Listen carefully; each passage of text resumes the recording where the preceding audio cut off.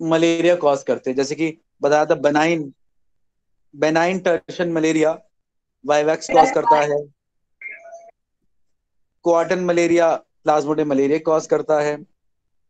Plasmodium falciparum param tertian malaria cause करता है, लेकिन कौन सा, मैलिग्नेंट वाला सबसे खतरनाक। ओवेल कॉज करता है benign tertian malaria just like vivax. ठीक है, आगे बात करते हैं।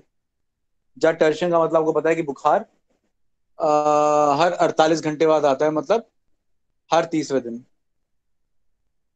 ये फीमेल एनोफिलीज है जो मलेरिया कॉज करती है। आपको पता है ये कैसे, एब्डोमेन उठा के बैठती है, जैसे कि आप यहाँ देख सकते हो कि ये एब्डोमेन, इसके हेड में और एब्डोमेन में एंगल है। ठीक है ना, हेड ऐसे, ठीक है। और मतलब कहने का मतलब ये है कि इसका हेड और एब्डोमेन एक ही लाइन में है, हेड भी यहाँ है, एब्डोमेन भी यहाँ है। और एब्डोमेन ग्राउंड से एंगल पे है, ग्राउंड से कैसा एंगल पे है।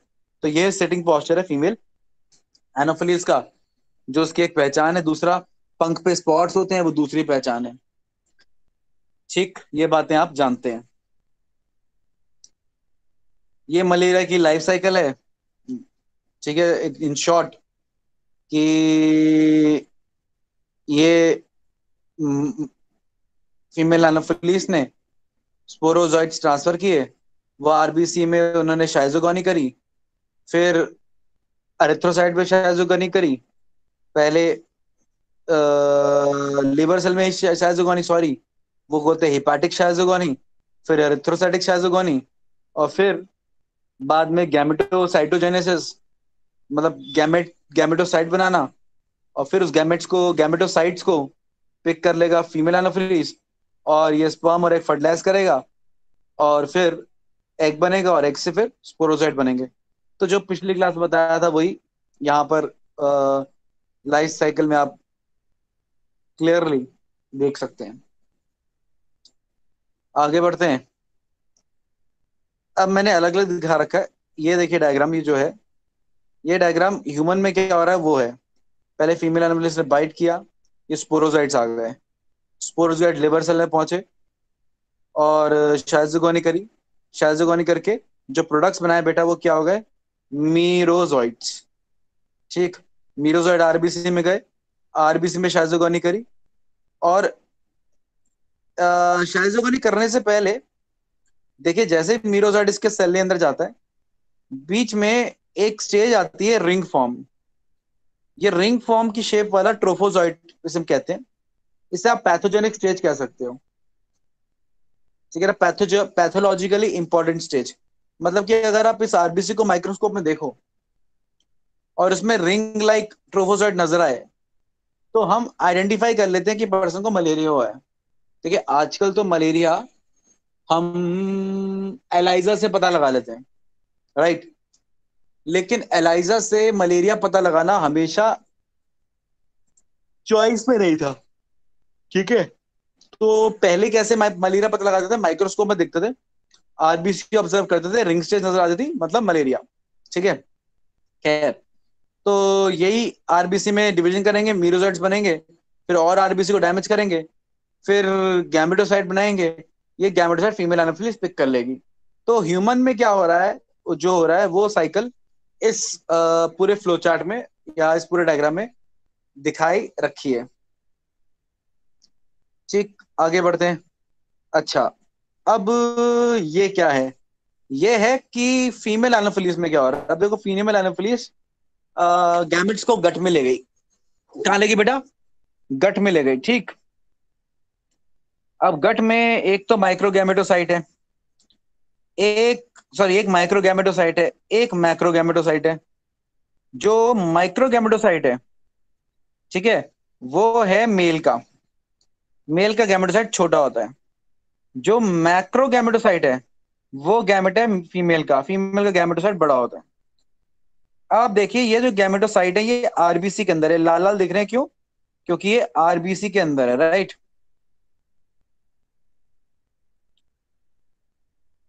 अब क्योंकि ये आरबीसी के अंदर है, तो ये गैमेटोसाइट है, मतलब गैमेट बनाने वाले सेल। जैसे स्पर्मेटोगोनिया होता है, oogonia होता है ना, वैसा कुछ।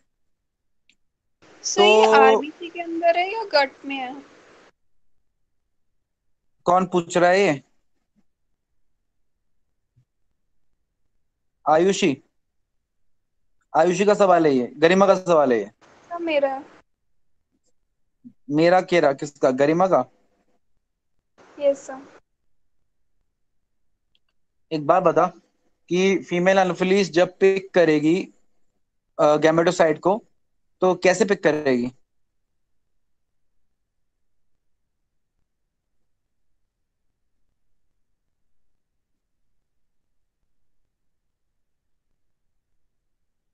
हाँ गरिमा। Yes sir. मैंने पूछा फीमेल एनोफिलीज जब पिक करेगी गैमेटोसाइट्स को, तो कैसे पिक करेगी?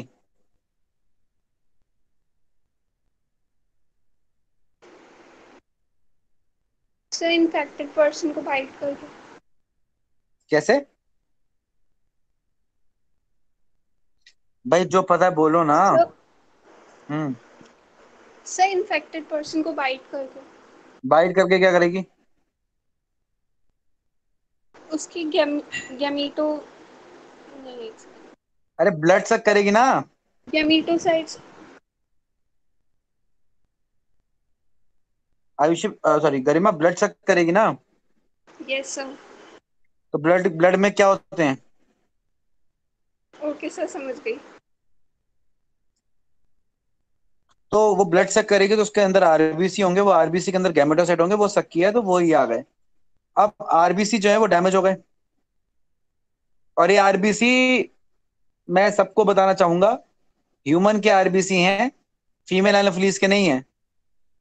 और बाकी आपकी ज्ञान की वृद्धि इस बात से भी करना चाहूंगा कि एनाफिलीज इज एन आर्थ्रोपोडा, और आर्थ्रोपोडा के पास आरबीसी नहीं होते, उनके पास हेमोग्लोबिन पिगमेंट भी नहीं होती, उनका ब्लड रेड भी नहीं होता। खैर, तो ये जो आरबीसी हैं ये ह्यूमन के हैं, और ये गैमेटोसाइट पिक कर लिया गया है। अभी गैमेटोसाइट से गैमेट्स बन रहे हैं, आप देख रहे हो कि मैक्रो गैमेटोसाइट में से तो सीधा एक बन गया, लेकिन जो माइक्रो गैमेटोसाइट है उसका आप कह सकते हो एक तरीके से फ्रैगमेंटेशन हुआ, और मल्टीपल गैमेट्स बने हैं। और ये तो हमेशा ही होता है, मेल गैमेट्स यानी स्पर्म जैसे जो सेल होते हैं वो ज्यादा होते हैं, एग हमेशा कम होते हैं। अब इनमें से एक जाएगा, इससे फ्यूज कर जाएगा। ठीक है, ओके। देखो, गैमेटोसाइट मियोसिस से नहीं बनता, माइक्रो गैमेटोसाइट मेगा गैमेटोसाइट की प्लॉइडी हैप्लॉइड होती है, मतलब कि फीमेल एनाफिलीज की पूरी लाइफ साइकिल, प्लाज्मोडियम की पूरी लाइफ साइकिल हैप्लॉइड ही चलती है। कैसे बताता हूँ? माइक्रोगैमेटोसाइट हैप्लॉइड, मैक्रोगैमेटोसाइट हैप्लॉइड, स्पर्म यानी male gamete haploid, egg haploid, haploid हो गया डिप्लॉइड। जब ये फ्यूज किया तो डिप्लॉइड ऊकाइनेट बन गया, तो ऊकाइनेट इकलौता ऐसा होता है जो डिप्लॉइड होता है। ठीक है, अब जो ऊकाइनेट है वो स्पोरुलेशन करेगा, और स्पोरुलेशन पहले सिस्ट बनता है, तो सिस्ट बन जाएगा, इसे हम बोलेंगे ऊसिस्ट। ठीक, और ये ऊसिस्ट कहाँ बनेगा? इसके गट की लाइनिंग में, मान लो ये गट है इसका, मैं थोड़ा डायग्राम बना देता हूँ। मान लो ये गट है, ठीक है ना, ये गट क्या लेयरिंग है, ये गट हो गया। तो गट की लाइनिंग में मतलब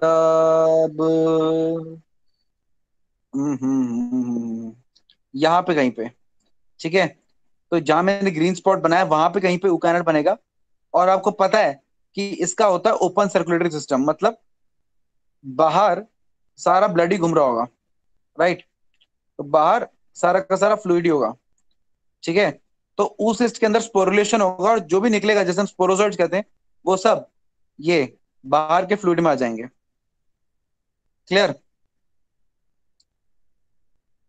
तो ये कॉन्सेप्ट है। तो खैर, ऊकाइनेट था, उससे oocyst बना इसकी गट की लाइनिंग के अंदर, वहां पे न्यूक्लियर डिवीजन हुआ। अब ध्यान से समझिएगा, देखिए न्यूक्लियर डिवीजन कैसे हुआ होगा। पहले एक न्यूक्लियस रहा होगा, फिर एक से दो न्यूक्लियस बने होंगे, दो से चार, चार से आठ, आठ से 16, ऐसे बना होगा ना। तो जब एक न्यूक्लियस से दो न्यूक्लियस बनता है ना, तो जो डिवीजन होता है वो रिडक्शन डिवीजन होता है। मतलब क्रोमोसोम नंबर हाफ हो जाता है, मतलब पहली डिवीजन के बाद ही 2n से वो n बन जाते हैं। मतलब ये सारे न्यूक्लियस n है। पहला डिवीजन सिर्फ रिडक्शन होता है, बाकी नॉर्मल माइटोसिस जैसा होता है। तो 2n से n मतलब जो पहले दो न्यूक्लिया बनेंगे, पे टेंशन, जो पहले दो न्यूक्लिया बनेंगे, ठीक है, वो दोनों कैसे होंगे, n। अब इनसे सारे के सारे जो न्यूक्लिया बनेंगे वो कैसे होंगे, n ही होंगे, क्योंकि वो जस्ट लाइक माइटोसिस बनेंगे। तो सारे स्पोरोजोइट्स प्लॉइडी में n होते हैं। ठीक, ओके, क्लियर। खैर, तो आगे जैसे चलता है, जैसे आपको पता है सारी बातें, आप जानते ही हैं कि आगे क्या होगा। स्पोरोजोइट्स बनेंगे, फिर गट की लाइनिंग से स्पोरोजोइट्स ब्लड में चले जाएंगे। इन्होंने साफ दिखा दिया स्पोरोजोइट्स सलाइवरी ग्लैंड में चले गए, ऐसा नहीं होता। वो ब्लड में जाते हैं, और जब ब्लड सलाइवरी ग्लैंड के पास जाता है, तो फिर स्पोरोजोइट्स सलाइवरी ग्लैंड में चले जाते हैं। और आगे की कहानी आपको पता है, फीमेल एनोफिलीज जब किसी का ब्लड सक करने जाती है, तो सलाइवा रिलीज करती है, क्योंकि उसमें एंटीकोगुलेंट होता है। अब क्योंकि उसके सलाइवा में स्पोरोजोइट्स भी हैं, तो हेल्दी इंडिविजुअल के पास क्या चले जाते हैं, स्पोरोजोइट्स चले जाते हैं। और उसको उसकी बॉडी में क्या करने लगते हैं, जो पिछले साइड में दिखाया था ये कर लेंगे। ये पहले लिवर में डैमेज करेंगे, फिर आरबीसी में डैमेज करेंगे, फिर रिंग स्टेंज बनाएंगे, फिर गैमेटोसाइट बनाएंगे, और ये गैमेटोसाइट एक हो रहा है। तो इस तरीके से लाइफ साइकिल पूरी होती है। तो मैंने आपको ह्यूमन में क्या हो रहा है इस स्लाइड में दिखा दिया, एनाफिलिस में क्या हो रहा है इस स्लाइड में दिखा दिया। पूरा कॉन्सेप्ट आपको क्लियर हो गया। अभी भी किसी को डाउट है तो वो मुझसे पूछ सकता है, फिर हम आगे बढ़ेंगे। किसी को डाउट है?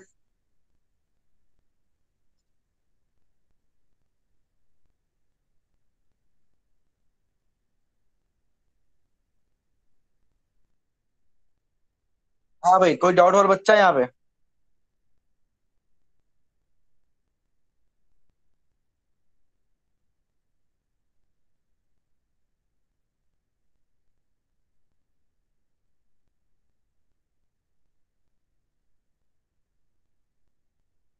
Anybody, any doubt?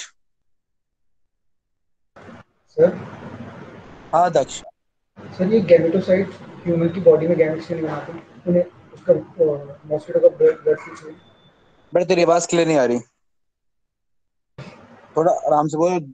हाँ तो तेज बोल।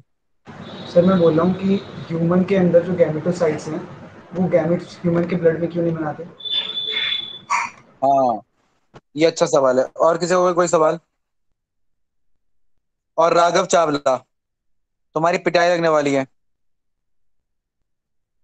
सलाइवरी ग्लैंड ह्यूमन के कहां से आ गए? सलाइवरी ग्लैंड एनोफिलीज के सलाइवरी ग्लैंड से बॉडी, तुम्हारी बॉडी में आएगा, कि तुम्हारे सलाइवरी ग्लैंड से एनोफिलीज की बॉडी में जाएगा? कैसी बातें कर रहे हो?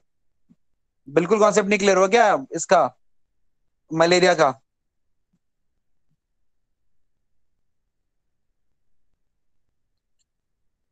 खैर, तो दक्ष तुम्हारा क्वेश्चन अच्छा है। देखो दक्ष क्या पूछ रहा है, सब लोग ध्यान से सुनेगा। दक्ष इज आस्किंग कि जो गैमेटोसाइट्स हैं, ठीक है, जो ब्लड में बने हैं, ह्यूमन के ब्लड में बने हैं, तो फिर वो ऐसा भी तो हो सकता है कि वो गैमेटोसाइट आगे गैमेट्स बना ले, और वो गैमेट्स बना के फ्यूजन जो है ह्यूमन में ही हो जाए, और आगे स्पोरोजेट ह्यूमन में बन जाए। ओके। सर आपने इसका रीजन बताया तो था। हाँ, तू बता दे बेटा फिर रीजन।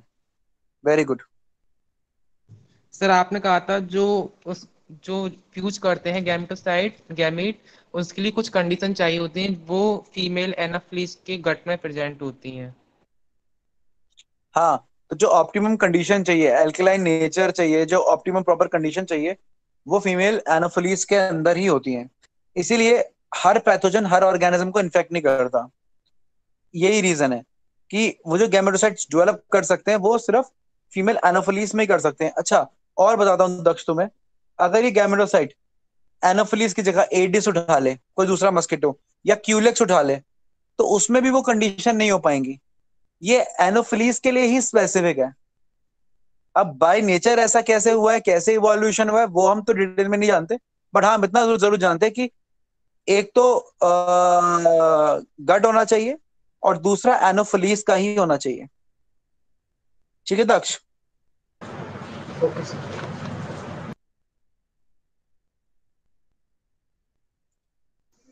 जी हाँ हेलो, चौधरी, तो हाँ गुड हर्ष जी इवनिंग सर। बताइए। Good evening. सर एक छोटी सी अनाउंसमेंट करनी थी, कर सकता हूँ? बड़ी सी कर लो। नहीं नहीं नहीं सर। करो करो, आराम से करो, बिंदास करो, आपकी क्लास है। हेलो बेटा, आवाज आ रही है मेरी? Yes sir. सर आ रही है।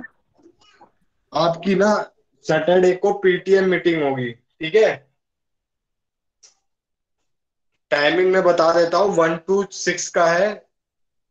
टाइमिंग स्लॉट हमने अलग अलग रखा है। मैं अनाउंसमेंट करूंगा 1-2 दिन के अंदर सभी स्टूडेंट्स को अलग अलग। मे भी 4-4 5-5 स्टूडेंट्स का स्लॉट है, तो मैं सबका स्लॉट वाइज टाइमिंग बता दूंगा, उसी स्लॉट में आना है। टाइमिंग है 1 to 6, ठीक है? ठीक है बेटा, ओके आवाज आ रही सर। है ना मेरी? Yes sir. चलो ठीक है, मैं भी नेक्स्ट क्लास में आपको अनाउंसमेंट करूंगा टाइमिंग, ठीक है सबकी। चलो ठीक है, थैंक यू सर।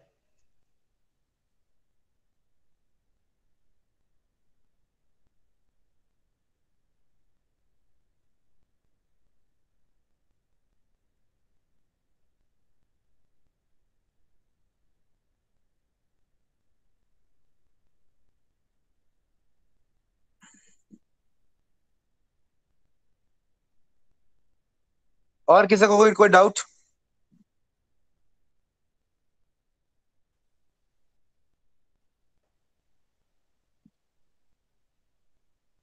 चलो, और किसी को कोई डाउट नहीं है तो हम आगे बढ़ते हैं। सर हाँ पॉल साहब, आप ही कमी तो बताइए। सर किसी और मॉस्किटो में ये प्लाज्मोडियम जा सकता है सर, चाहे उससे फैले ना? प्लाज्मोडियम जा सकता है मतलब? सर मतलब इसके स्पोरोजोइड्स उसमें चले जाएं। हाँ जा सकते हैं, कहीं मर्जी जा सकते हैं। फीमेल एनाफिलीज कोई तेरे को, मान ले तेरी बॉडी में स्पोरोजोइट्स हैं। नहीं, नहीं क्या पूछ रहा है? स्पोरोजोइट तो फीमेल एनाफिलीज के पास होते हैं ना। सर मैं वही पूछ रहा हूँ, किसी और उसमें हो सकते हैं, मैं किसी और मॉस्किटो में जा सकते हैं?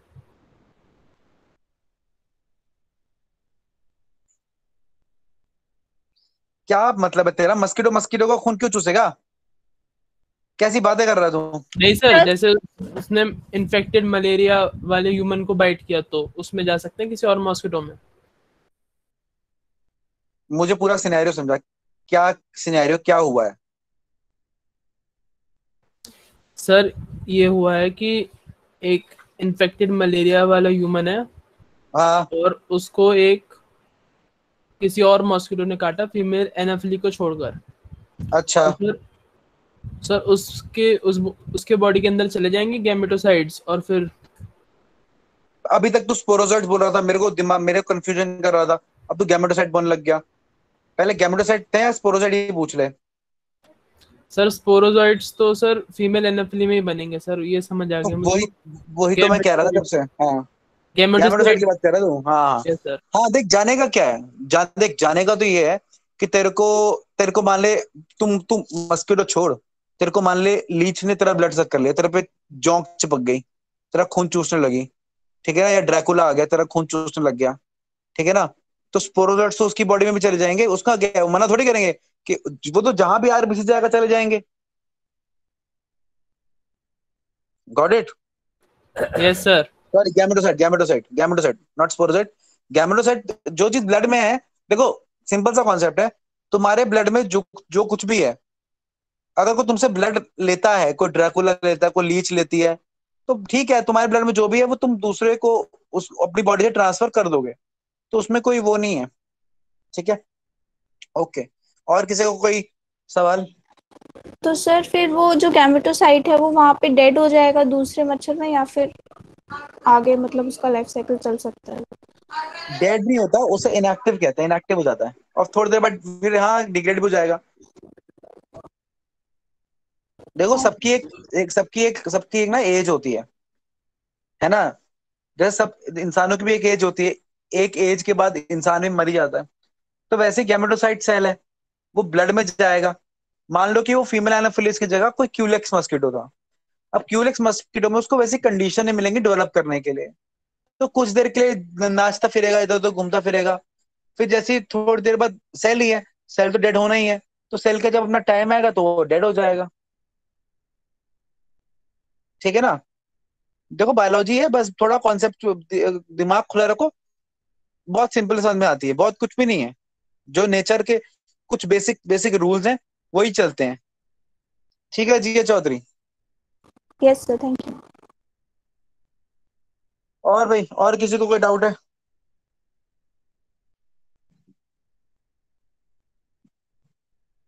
चलिए बहुत खुशी की बात है, और किसी को कोई डाउट नहीं है, आगे बात करते हैं। आगे देखिए, मैंने आपके लिए एक और डायग्राम बना रखा है यहाँ पे, स्पेशली मैंने ये डाउनलोड किया आपके लिए, पूरा अरेंज किया है आपको समझाने के लिए कि इसकी गट में क्या चल रहा है। देखो ये देखो, ये बहुत बड़ी डायग्राम में दिखा रखा है सलाइवरी ग्लैंड में कैसे पहुंचे। देखो पहले तो उसने खाया, खा के ऊकैनेट ये उसके पेट में पहुंचा, पेट से ये ट्रांसफर हो गया पूरे ब्लड में। ठीक है, और ये फिर ब्लड से होता होता होता होता सलाइवरी ग्लैंड्स के अंदर जाके पहुंच गया। तो ये फीमेल एनाफिलिस के अंदर दिखा रहा है कि किस तरीके से चीजें चल रही हैं। ये हेमोसील, हेमोसील दिखा रखी है यहाँ पे। ठीक है, मिड गट ल्यूमन दिखा रखा है यहाँ पे। जैसे कि मैं यहाँ पे एक डायग्राम पे बताना चाहूंगा, एक क्या होगा इसको। हाँ देखो ये, बे चल जा, हाँ ये देखो, ये देखो ऊकाइनेट बोल रहे हैं इसको। देखो ये ऊकाइनेट कहाँ है? मिड गट के एपिथेलियम में, राइट। अब देखो इसने, ये देखो ये स्पोरोजोइट्स बनाए, ये लंबे लंबे स्पिंडल शेप देख रहे हो, ये लंबे लंबे स्पिंडल शेप के, यस, ये स्पोरोजोइट्स, ये स्पोरोजोइट्स रिलीज कर दी, ये सिलावरी ग्लैंड में पहुंच गए। तो ये हो रहा है पूरा कहानी। ठीक है, चलिए आगे बढ़ते हैं। अच्छा बेटा, कोई मुझे बता सकता है ये डायग्राम क्या है, या ये डायग्राम की इंपॉर्टेंस क्या है? सर ये एनसीईआरटी का एनसीईआरटी। है। हाँ ये आपकी एनसीईआरटी का डायग्राम है। तो देखो एनसीईआरटी का डायग्राम बड़े इंपॉर्टेंट होते हैं। तो एनसीईआरटी क्या बता रही है, देखो क्या कह रही है, when the mosquito bites another human, sporozoites injected with bite. ठीक है, फिर ये पहुंच गए, फिर यहाँ लिवर दिखा रखा है ना, लिवर शाजुवन दिखा रखी है। फिर देखो यहाँ पे लिखा गया, the parasite reproduces asexually in liver cell, bursting the cell and releasing into blood. देखो ये लिवर शाजुवन दिखा रखी है। फिर एरिथ्रोसाइटिक शाजुवन दिखा रखी है ना। फिर देखो ये गैमेटोसाइट दिखा रखे हैं। फिर गैमेटोसाइट पिक किए, फिर मेलानोफिलिस में ये दिखा रखा है। फिर देखो यहाँ पे फर्टिलाइजेशन दिखा रखा है, यानी प्राइमरी होस्ट मस्किटो है क्योंकि उसके अंदर फर्टिलाइजेशन हो रहा है ना। फिर सलाइवरी ग्लैंड्स में दिखा रखे हैं स्पोरोजोइट्स, है ना। फिर कैसे ट्रांसफर हो रहे हैं वो दिखा रखा है। तो ये पूरा डायग्राम देखो कितना प्यारा दिखा रखा है, आपके बोर्ड के एग्जाम में बनाने को भी आ सकता है, तो इसको एक बार 2-3 बार प्रैक्टिस कर लेना। ठीक है, चलिए आगे बात करते हैं।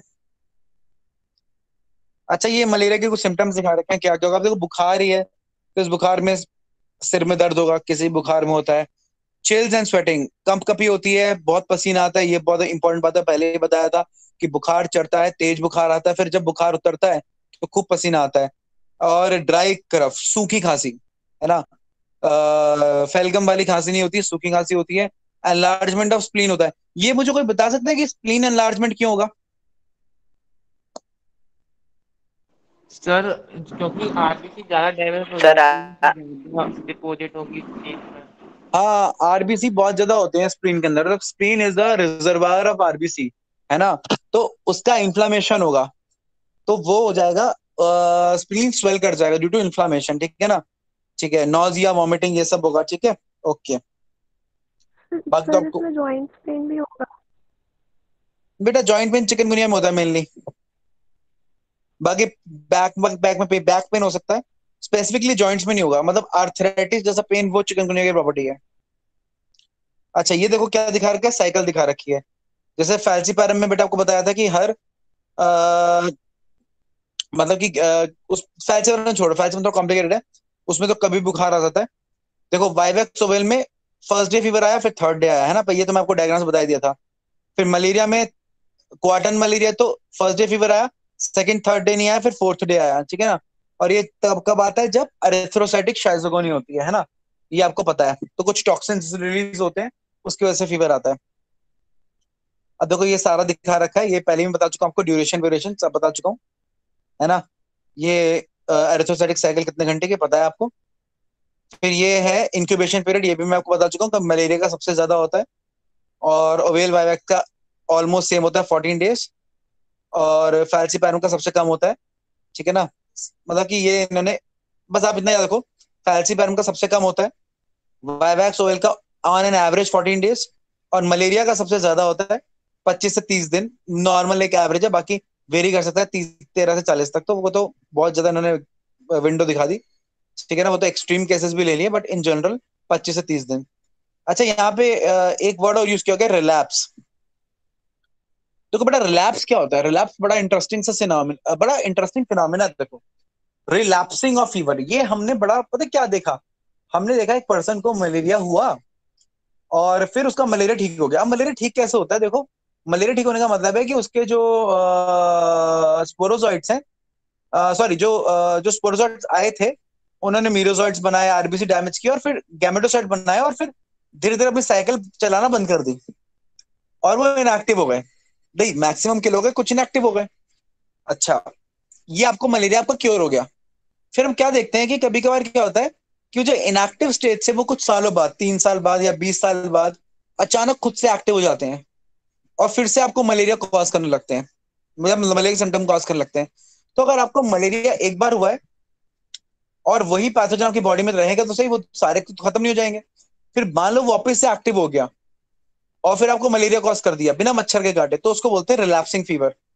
तो रिलैप्सिस इन मलेरिया हो जाता है, ठीक, पॉसिबल है। और ये देखो ये क्या है, ये है ट्रोफोजॉइड, ये बाहर वाला आरबीसी है, ब्लू वाला ट्रोफोजॉइड है। अब देखो ट्रोफोजॉइड में क्या है, बीच में बड़ा सा देख रहे हो, ये वैक्यूल है। ये वैक्यूल इतना बड़ा हो गया है कि ये ट्रोफोजॉइड रिंग जैसा नजर आ रहा है, जैसे अंगूठी जैसा नजर आ रहा है, ठीक है ना। जैसे अंगूठी में ये पिंक कलर का ऐसा नगीना नजर आ रहा है, अंगूठी अंगूठी में नगीना टाइप ऑब्जर्वेशन हो रहा है। तो ये जो स्ट्रक्चर है ट्रोफोजॉइट है, राइट। तो ये स्टेज बड़ी इंपॉर्टेंट है। ये इंपॉर्टेंट क्यों है मैं आपको बताता हूँ।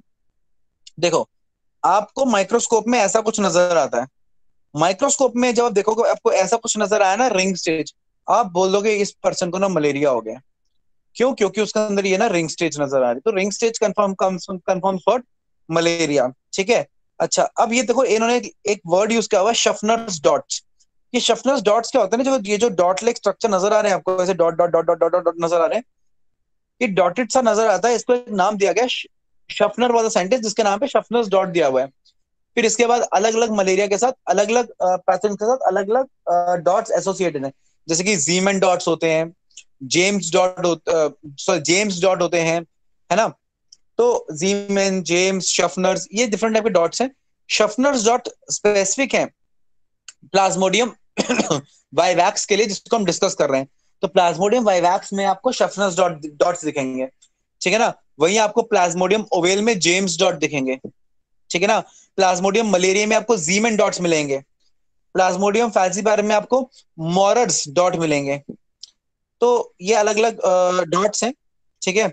शफनर्स, जेम्स, जीमैन और मॉरर्स, आपको ये सारे सर याद रखने की जरूरत नहीं है, आप सिर्फ शफनर्स याद रखो, शफनर्स फॉर वाइवैक्स, ठीक है। सर हाँ जी सर। एक बार रिलैप्स फीवर बता दीजिए कैसे हुआ, वो समझ नहीं आया। तो एक बात बता, तेरा मलेरिया ठीक कैसे हो गया, हो जाता है माने तेरी सर बॉडी में दवाई, बहुत हाँ। दवाई खा के सर अबे दवाई खत्म हो खा के जाएगी दवाई क्या ना, करेगी। लाइफ साइकिल खत्म हो जाएगी और इनएक्टिव हो जाएंगे कुछ सेल्स, स्पोरोजाइट्स। तू दवाई खाएगा तो दवाई क्या करेगी पहले ये बता। पहले सर वो किल करेगी सर, सारे प्लाज्मोडियम किल कर देगी। थोड़े से रह जाएंगे, कोशिश करेगी भाई सबको खत्म करने के लिए। देखो मॉर्टिन तो है नहीं कि मच्छर को चुन चुन के मारे, कि ना मेडिसिन है, जाएगी मैक्सिमम किल करेगी। और ऐसा हो सकता है ना कि थोड़े बहुत रह जाए, बच जाए, यस सर। लेकिन वो इनएक्टिव है,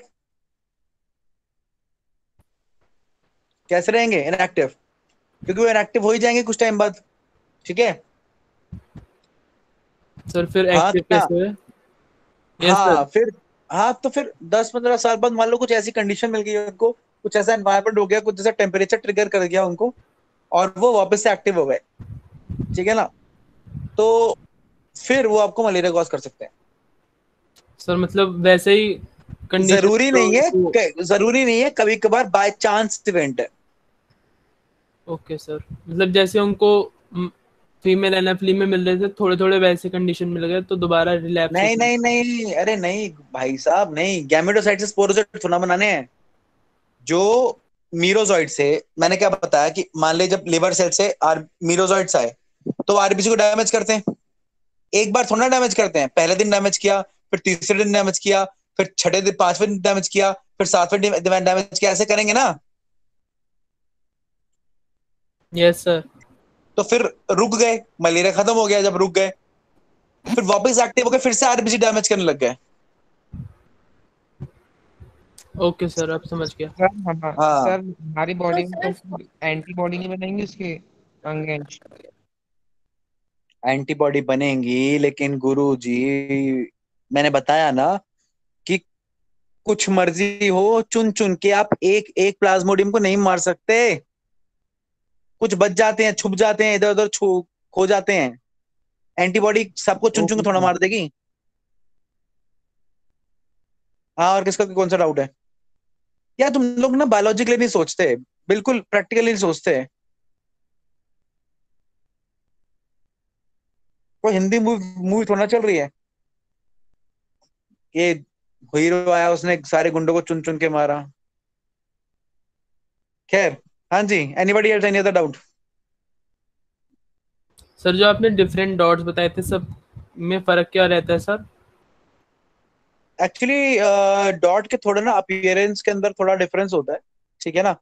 और मतलब कि उनके थोड़ा अपीयरेंस में फर्क रहता है, स्टेनिंग पैटर्न में भी डिफरेंस रहता है। स्टेनिंग पैटर्न और अपीयरेंस में थोड़ा डिफरेंस रहता है। अच्छा, ओके अब सर। सवाल ये पैदा होता है कि मलेरिया से कैसे बचें। मलेरिया से बचने के लिए सबसे आसान बात है कि मच्छर को मारें, और मच्छर को मारने के बहुत सारे तरीके हैं, जिसमें से ऑफ कोर्स सी बात है कि मच्छर तो आप मारेंगे, मॉर्टिन कछुआ आप तो आप जलाएंगे ही, और बाकी सब चीजें तो हैं ही, वो तो है ही, मॉस्किटो रिपेलेंट्स तो होंगे ही। उसके अलावा और क्या है कि मान लीजिए खड़ा पानी कहीं नहीं छोड़ना है, पता है आपको, बचपन से पढ़ते आ रहे हो, ठीक है ना। ऐड भी आती है कि पानी, स्टैग्नेंट वाटर ना छोड़ें। और कुछ और ऑप्शन है जो मैं बताना चाहूंगा आपको, कि आप लार्वा ईटिंग फिश यूज कर सकते हैं। ये गैम्बूसिया फिश है, गप्पी फिश है, ठीक है ना। ये मस्किटो का लार्वा खा जाती हैं, तो आप जहां पानी खड़ा हो देखें वहां पे, जहां उम्मीद है कि मलेरिया का लार्वा पनप रहा है, वहां पे आप इन फिश का इस्तेमाल कर सकते हैं, ठीक है ना। गैम्बूसिया, गप्पी फिश। इंसेक्टिवरस प्लांट भी होते हैं, यूट्रिकुलरिया इज अ एल्गे, जो कि फीड करता है मस्किटो लार्वा पे। तो ये भी इंसेक्टिवरस प्लांट है, बड़ा इंटरेस्टिंग चीज है, ये आप याद रखिएगा, यूट्रिकुलरिया। ओके। फिर एंचोमोलोपैथी फंजाई, अब आपको ना बड़ा इंटरेस्टिंग होगा। Entomology is the study of insects. तो एंचोमोलोपैथी मतलब इंसेक्ट्स के को पैथोपैथी मतलब डिग्रेड करने वाली फंजाई। तो कुछ ऐसी फंजाई भी होती है जो इंसेक्ट्स के लार्वा को डिग्रेड करती है, तो फंजाई भी आप इस्तेमाल कर सकते हैं। और कई बैक्टीरियल स्पीसीज ऐसे हैं जो मस्कीटो को किल कर सकते हैं, ठीक है ना। और ये बैक्टीरियल स्पीसीज कौन से हैं? Bacillus thuringiensis. देखो ये याद रखना, बैसिलस थुरिंजिएंसिस के अंदर एक प्रोटीन बनता है जिसे आप क्राय प्रोटीन बोलते हैं। वो क्राय प्रोटीन मस्कीटो के गट में जाके मस्कीटो को किल कर सकता है, नॉट जस्ट मस्कीटो, मस्कीटो के लार्वा को भी किल कर सकता है। तो बैसिलस थुरिंजिएंसिस आप आगे पढ़ेंगे, बायोटेक्नोलॉजी में पढ़ाऊंगा। बीटी कॉटन, जो हम कॉटन बॉल वॉर्म के लिए बनाते हैं, कॉटन बॉल वॉर्म भी क्या है? It's an arthropoda only. तो कॉटन बॉल वॉर्म भी आर्थ्रोपोडा है, और ऑफ कोर्स मस्किटो भी आर्थ्रोपोडा है। तो बैसिलस थुरिंजिएंसिस जो बैक्टीरिया है, ये थोड़ा दुश्मन है किसका? आर्थ्रोपोड्स का। पता नहीं इसकी क्या दुश्मनी है, बट हाँ, गहरी दुश्मनी है इसकी आर्थ्रोपोड से। And do not forget to plant eucalyptus tree. Eucalyptus tree अपने घर के पास जरूर लगाएं, ठीक है, क्योंकि हम ये जानते हैं बाय रिसर्च कि वो एरियाज जहाँ पे यूकैलिप्टस ट्रीज बहुत सारे होते हैं। अब आपने एक चैप्टर पढ़ा था क्लास 11 में, सेकेंडरी मेटाबोलाइट्स। हमने पढ़ाया था कि सेकेंडरी मेटाबोलाइट्स में कुछ पिगमेंट्स भी आती हैं, तो यूकैलिप्टस ट्रीज ना बड़ी अच्छी खुशबू आती है ना। सेंट्स प्रोड्यूस होती है ना, scents is a secondary metabolite. तो जो सेंट्स प्रोड्यूस हो रही है ना यूकैलिप्टस ट्रीज से, वो ऐसा ऑब्जर्व किया था कि जहां यूकैलिप्टस ट्रीज होते हैं वो मच्छर नहीं होते। अब जहां मच्छर नहीं होंगे तो वहां मलेरिया नहीं होगा, ठीक है ना।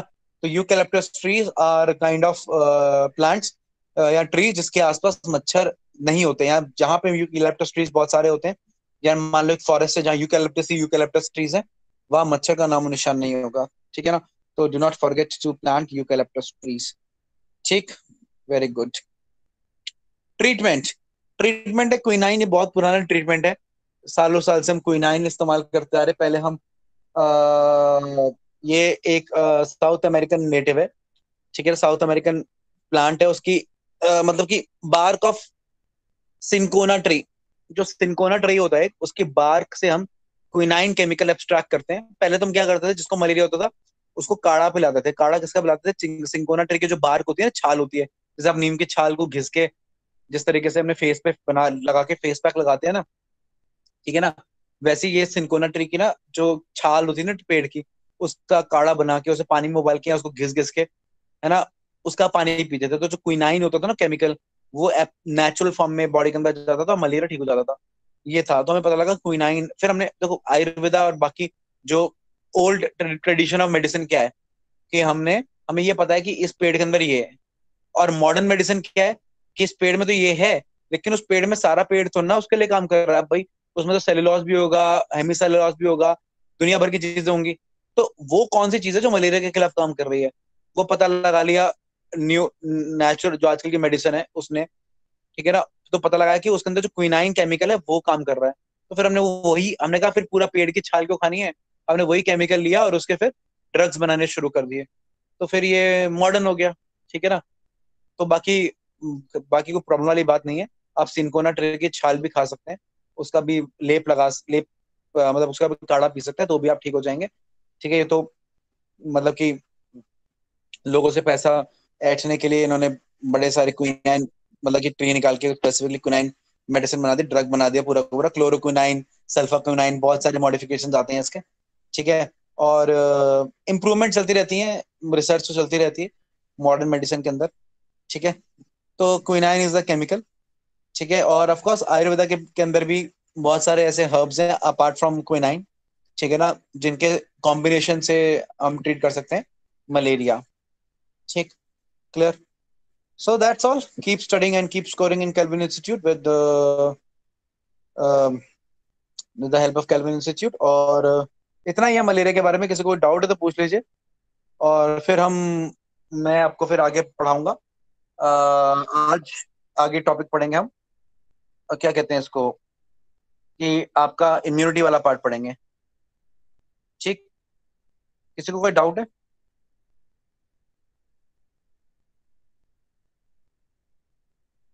सर हाँ जी सर। सर जो लास्ट पॉइंट लिखा था, Ayurveda has combination of herbs effecting, sir वो क्या था? क्या लिखा हुआ था?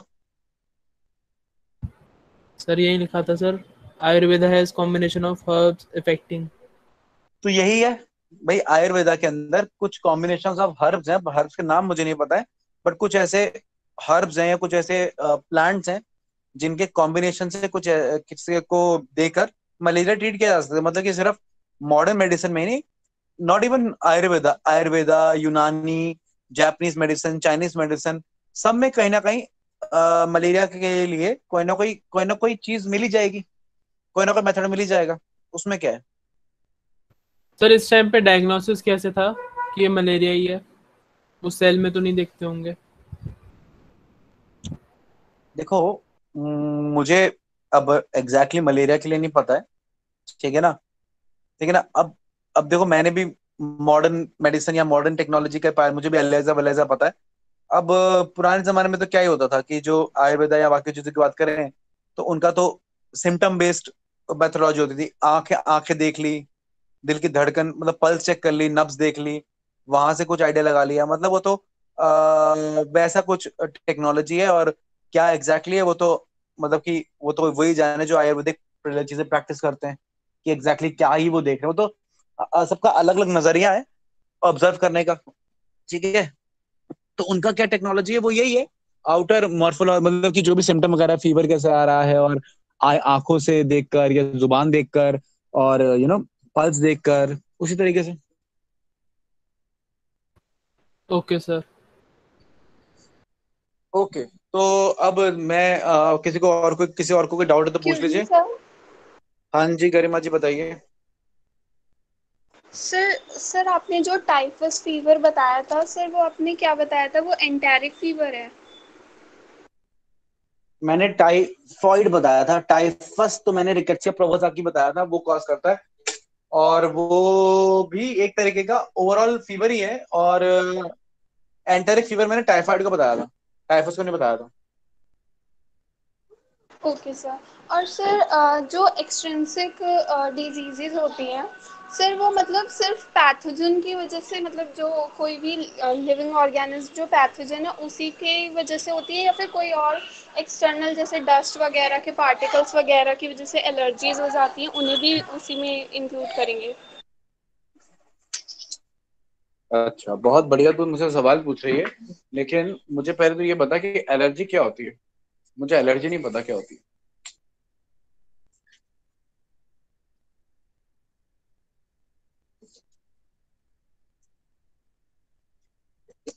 हाँ गरिमा। सर इन्फ्लामेशन वगैरह हो जाती है जो, और जैसे मतलब तो सर, हाँ, बताओ बताओ, मैं सुन रहा हूँ। जैसे ब्रोंकाइटिस वगैरह में हो जाती है एलर्जीज वगैरह। एलर्जी मतलब एक्चुअली होता क्या है एलर्जी में, तो पूछ रहा हूँ। पढ़ाया है ना मैंने एलर्जी के बारे में, मैं बताता हूँ तुमको कहाँ पढ़ाया है। तुमको एलर्जी सर के वो बारे में मैंने, हाँ, कनेक्टेड टिश्यू में पढ़ाया था। बेसिकल्स, हाँ हाँ हाँ, क्या करते हैं, क्या होता है। सर वो हिस्टामीन वो रिलीज करते हैं जिसकी वजह से हो जाती है। अच्छा, तो वो कोई बाहर से आके रिलीज करता है, तुम्हारी बॉडी रिलीज करती है। Sir body. बॉडी खुद रिलीज कर रही है ना। Yes sir. अच्छा, इन्फ्लामेशन अच्छी चीज है बुरी चीज है। सर बुरी। मतलब कि तेरी बॉडी में बैक्टीरिया है तो इन्फ्लामेशन नहीं होना चाहिए, राइट। नहीं सर, मतलब एज अ सिम्टम। हाँ सर, मतलब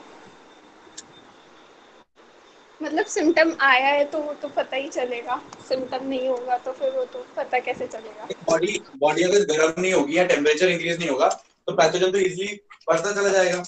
तो टेम्परेचर तो हम इसलिए हाई कर रहे हैं। सॉरी, इन्फ्लामेशन में क्या होता है, ब्लड फ्लो बहुत बढ़ जाता है। और ब्लड फ्लो बढ़ने से डब्ल्यूबीसी बहुत सारे आते हैं, वो पैथोजन को फाइट करते हैं। मान लो कि तेरी बॉडी के अंदर बैक्टीरिया आ गया, या जहां पे बैक्टीरिया एंटर किया है ना, जैसे मच्छर ने काटा, सिंपली सब मैं मच्छर काटने का एग्जांपल लेता हूँ।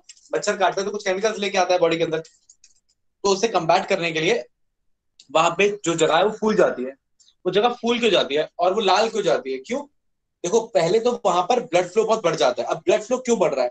ब्लड फ्लो बढ़ रहा है बिकॉज ऑफ हिस्टामिन्स। वो वैसोडाइलेटर होते हैं, ब्लड फ्लो बढ़ा देते हैं। लेकिन क्यों बढ़ रहा है, दैट इज ऑफ इंपॉर्टेंस। वो बढ़ रहा है ताकि देखो, ब्लड बढ़ेगा तो ही तो डब्ल्यूबीसी का आना बढ़ेगा, है ना। तभी तो डब्ल्यूबीसी का फुटफॉल बढ़ेगा वहां पे। तो जब डब्ल्यूबीसी का फुटफॉल बढ़ेगा वहां पे, तो डब्ल्यूबीसी वहां पे ज्यादा हो जाएंगे। हालांकि WBC does not have foot, okay, we can say that they have food because they have pseudopodia. Well, not going into that concept. तो डब्ल्यूबीसी जब वहां पे बहुत सारे हो जाएंगे, बहुत सारे हो जाएंगे, एम्पल अमाउंट में हो जाएंगे, तो वो ब्लड फ्लो की वजह से तो हो रहे हैं, करेक्ट। तो जब ब्लड फ्लो बढ़ेगा तो वो जगह लाल हो जाएगी, ब्लड फ्लो बढ़ गया, है ना। और जब वो ब्लड फ्लो बढ़ेगा तो वहां पे ब्लड का प्रेशर भी बढ़ जाएगा। ब्लड का प्रेशर बढ़ेगा तो बहुत सारा फ्लूइड आसपास के टिश्यू में चला जाएगा, और टिश्यू में फ्लूइड जाएगा तो टिश्यू फूल जाएगा, स्वेल कर जाएगा, ठीक है ना। तो स्वेलिंग होती है, रेडनेस होती है और हीट प्रोड्यूस होती है। ये इंपॉर्टेंट है, इसी को इन्फ्लेमेशन कहते हैं। क्यों? ये तो अच्छी चीज हुई ना, बैक्टीरिया के खिलाफ हो रही है, पैथोजन के खिलाफ हो रही है, पैथोजन से लड़ने में मदद कर रही है। तो इन्फ्लेमेशन बुरा हुआ या अच्छा हुआ गरिमा? सर अच्छा हुआ। अच्छा हुआ, ठीक है। लेकिन अगर ये इन्फ्लेमेशन खाम खा किसी के खिलाफ हो गया, राजमा खाया हो गया, खीरा खाया हो गया, या सोयाबीन खाया हो गया, ठीक है ना, पॉलन ग्रेन से हो गया, तो अच्छा है या बुरा है? तो बुरा है सब। तो बुरा है। तो तो तो फिर आपको उस, अगर आपको राजमा की वजह से हो रहा है तो राजमा से एलर्जी है, तो खीरे की वजह से हो रहा है, खीरे से एलर्जी है, सोयाबीन की वजह से हो रहा है, सोयाबीन से एलर्जी है, पॉलन से हो रहा है तो पॉलन से एलर्जी है। और अगर आपको ऐसा नहीं होता कि ओवरऑल एलर्जी हो, अगर आपको पॉलन आने से ना स्पेसिफिकली आपके रेस्पिरेटरी ट्रैक्ट में इश्यू होने लगता है, तो आपको एजमा है। आपको एजमा भी पढ़ाया था, एजमा जिसको आप अस्थमा बोलते हैं, ठीक है ना, एजमा। वो भी एलर्जी है, वो रेस्पिरेटरी ट्रैक्ट की एलर्जी है, स्पेसिफिकली ब्रोंकियोल्स की एलर्जी है, उसमें ब्रोंकियोल्स सिकुड़ जाते हैं। क्यों? क्योंकि जो एलर्जेंस हैं या केमिकल्स हैं वो आपकी बॉडी को स्टिमुलेट करते हैं ब्रोंकियो कॉन्स्ट्रिक्टर्स रिलीज करने के लिए। तो ब्रोंकियो कॉन्स्ट्रिक्टर क्या वो पॉलन लेके आ रहा है या वो कोई और चीज या डस्ट लेके आ रहा है? No sir. वो तो हमारी बॉडी कर रही है ना। ठीक है गरिमा, तो फिर ये इंट्रिंसिक डिजीज हुआ या एक्सट्रिंसिक डिजीज हुआ? इंट्रिंसिक। ठीक है।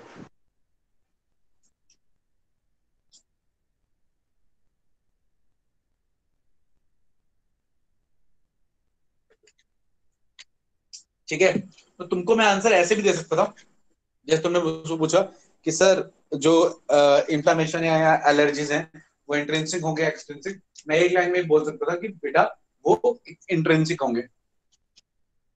बट मैं तुम हमेशा चाहता हूँ कि तुम लोग पूरा कॉन्सेप्ट समझो ताकि उससे और भी निकलने वाले क्वेश्चन तुम समझ सको। ठीक है,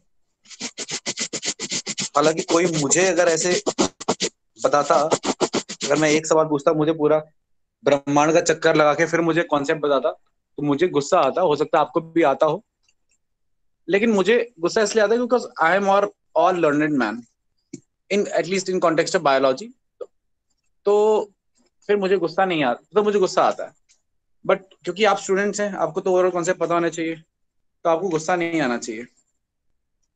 ठीक है, मेरे एक फ्रेंड है बहुत ही क्लोज, आप जानते होंगे, जसविंदर सर। उनसे अगर मैं कभी कुछ पूछता हूँ ना बॉटनी का, तो मुझे पूरे ब्रह्मांड का चक्कर लगा के आंसर बताते हैं। ठीक है, and that is really annoying, I must say that. क्योंकि मुझे, हाँ वैसे वो अनोइंग थोड़ा होता है, लेकिन जब वो पूरे ब्रह्मांड का चक्कर लगा के चीज बताते हैं ना, तो मुझे फिर पूरा का पूरा ओवरऑल आइडिया क्लियर हो जाता है। ठीक है, तो ये अच्छी बात होती है, लेकिन उनकी बुरी बात यह है कि वो हर क्वेश्चन में ऐसे बताते हैं। तो कई बार मुझे वो पूरे ब्रह्मांड का जो चक्कर लगाते हैं, तो पूरे ब्रह्मांड का चक्कर में ऑलरेडी मुझे पता होता है कैसे जा रहा है, मुझे बस वही पॉइंट पूछना होता है। तो sometimes it can be annoying, but तुम स्टूडेंट्स के प्रोस्पेक्टिव में I think it is very very important.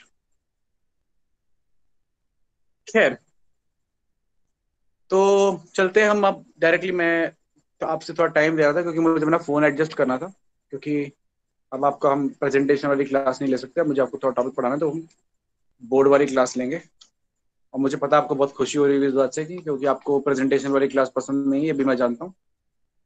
ठीक है,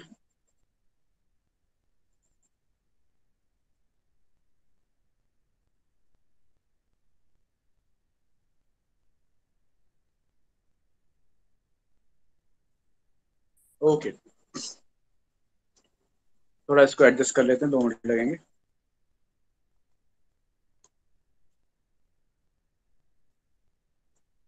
okay, I suppose board is clear. Board clear है ना सब लोगों को? मुझे तो क्लियर दिख रहा है। यस सर, क्लियर है। ठीक है, चलो आगे बात करते हैं।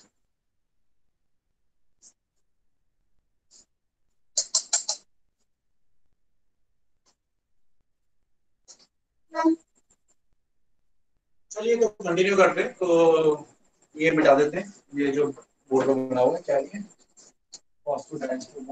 ये तो जानते हैं ना, ये पता है आपको क्या बना हुआ है? डीएनए का सर। स्ट्रक्चर है। हाँ। अच्छा चलो, थोड़ा सा ज्ञान ज्ञान वृद्धि कर दो। ये कितना है? ये डिस्टेंस कितना है? 2 एंगस्ट्रॉम। 2 एंगस्ट्रॉम की 2 नैनोमीटर। सर 2 2 एंगस्ट्रॉम की एंगस्ट्रॉम। हेलिक्स का डायमीटर होता है। बेटा 2 नैनोमीटर होता है, 2 नैनोमीटर। 2 नैनोमीटर 20 एंगस्ट्रॉम, 2 नैनोमीटर है।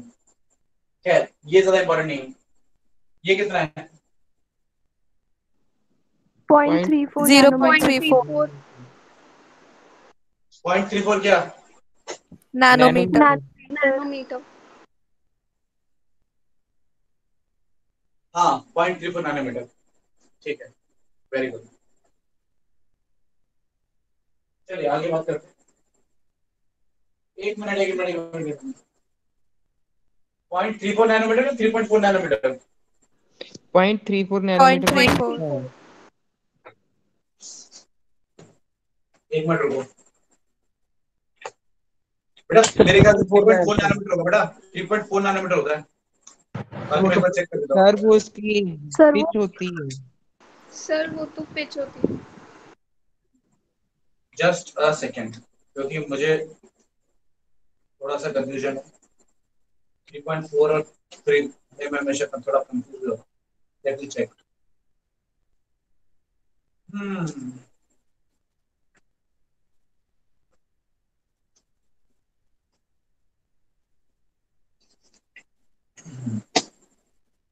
हाँ ठीक है, आप लोग सही है, मैं गलत हूँ।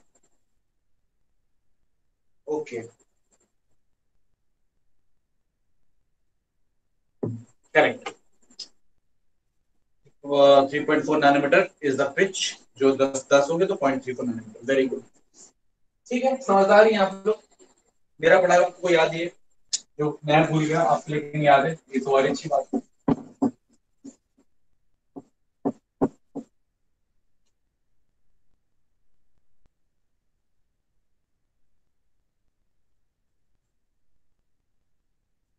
आपको मैंने ये सही लिखवाया था ना, आपको तो नहीं गलत लिखवाया था जब पढ़ाया था है? सर सही लिखवाया था, यही लिखवाया था सर। यही लिखवाया था ना मैंने, और क्वेश्चंस भी इसी के प्रोसेस रिस्पेक्ट में कराए थे ना। Yes sir. Yes sir. चलो ठीक है, ओके चलिए आगे बात करते हैं। Let's talk further.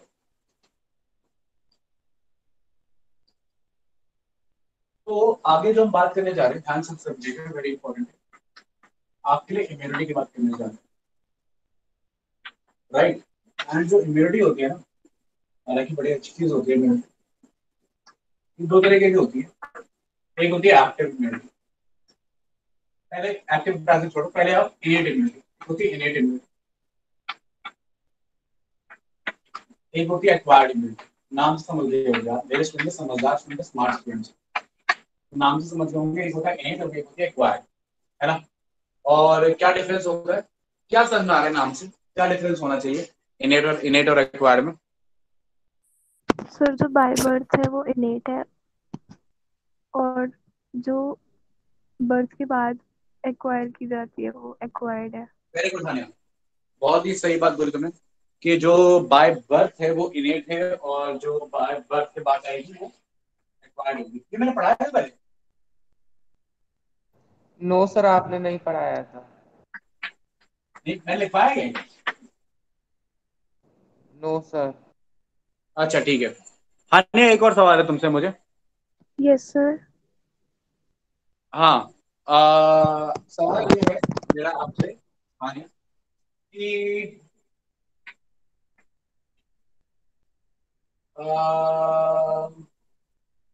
जब तुम पैदा हुई होगी तुम्हारे पास कौन सी इम्यूनिटी रही होगी, इनेट या एक्वायर्ड? इनेट सर, इनेट। इनेट रही होगी, ओके। तो पैदा होने से पहले तुमको अंदाजा था कि वो कहाँ पैदा होने वाली है? नहीं। बिल्कुल भी नहीं। नहीं। अच्छा, तो अच्छा तुमको ये पता है कि area to area pathogen vary करते हैं, मतलब कि फॉर एग्जांपल अगर मैं इंडिया में हूँ तो मुझे अलग किस्म के पैथोजन मेरे एनवायरमेंट में आसपास होंगे, और अगर मैं यूएस में हूँ तो अलग तरीके के पैथोजन होंगे, ऑस्ट्रेलिया में हूँ तो अलग किस्म के पैथोजन होंगे, और यूरोप में हूँ तो यस बट सर। अलग तरह के पैथोजन होंगे। ये बात तो ठीक है, ये पता है, नहीं पता आपको? Yes sir. ओके, तो जब तुम पैदा हुई होगी तो you must not be having any any idea कि where are you going to born, right. तो तुमको ये भी पता नहीं होगा कि आसपास का एनवायरनमेंट कैसे होने वाला है, कौन से वाले पैथोजन होने वाले हैं, ठीक है। तो यस सर। तुम्हारी इम्यूनिटी कैसी रही होगी, मतलब क्या वो किसी पैथोजन के लिए स्पेसिफिक रही होगी क्या? नहीं सर। ऑफ सर जब कोर्स उससे मुझे पता ही नहीं एक्सपोज था, मुझे एग्जैक्टली मुझे पता ही नहीं था कि भाई when I was going to born, मुझे पता ही नहीं था ना कि कैसे पैथोजन होंगे, कौन से वाला बैक्टीरिया एनवायरनमेंट में होगा, है ना, कि है ना। तो जैसे कोई बेबी आज अगर बॉर्न होता है उसको तो ना पता है कि वो कोरोना वायरस के टाइम पे बॉर्न हो रहा है, एनवायरनमेंट में कोरोना वायरस है या कोरोना बहुत फैला हुआ है, या जो प्लेग एपिडेमिक के टाइम में पैदा हुआ होगा, सुना पता कि यार यहाँ तो प्लेग फैलता है, तो पहले से ही ना प्लेग के खिलाफ एंटीबॉडी लेके पैदा होता हूँ, है ना। या लेट से जो वेस्ट अफ्रीका में पैदा हो रहे हैं, कुछ अफ्रीका के कुछ साउथ रीजन में पैदा हो रहा है जहाँ पे मलेरिया बहुत ज्यादा प्रेवलेंट है, तो वो थोड़ा ना मलेरिया के खिलाफ पहले से ही एंटीबॉडी वगैरह लेके पैदा हो रहा होगा, ठीक है। तो this is not possible, right.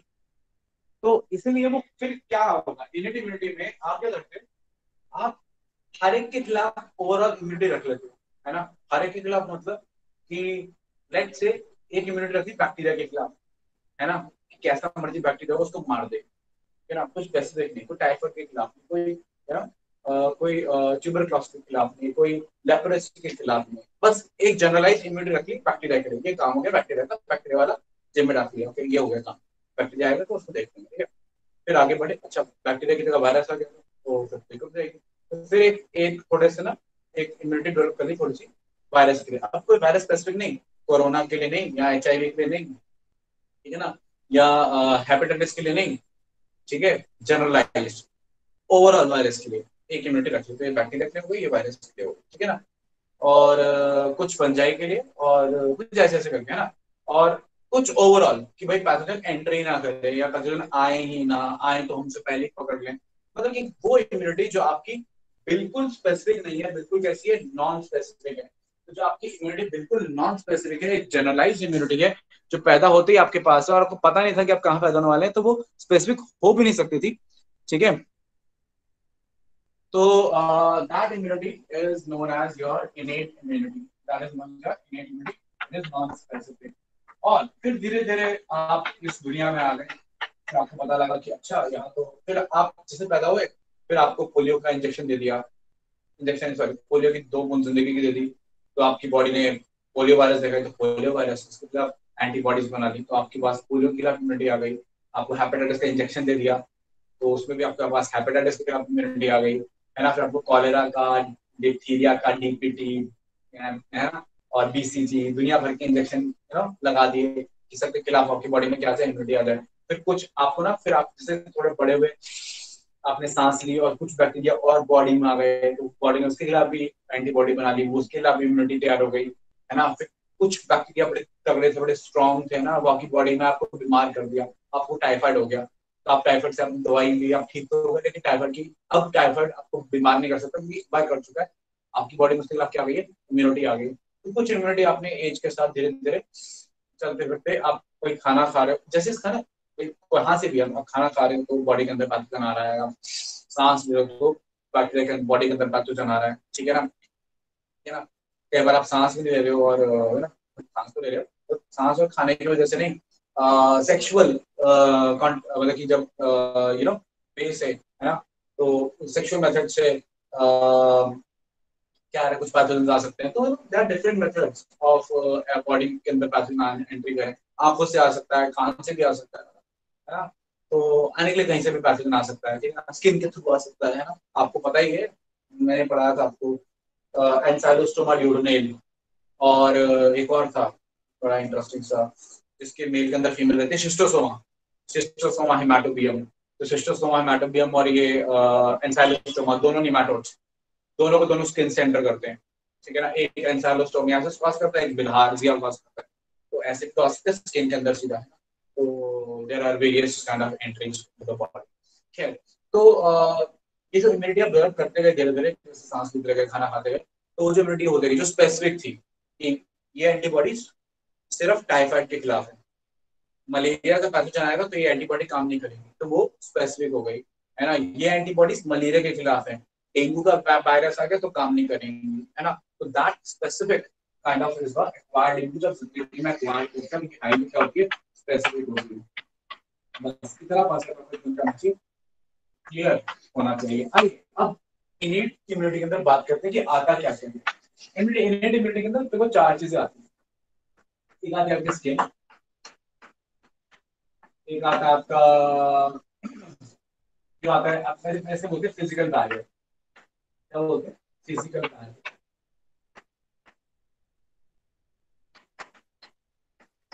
फिर आता है आपका फिजियोलॉजिकल बैरियर,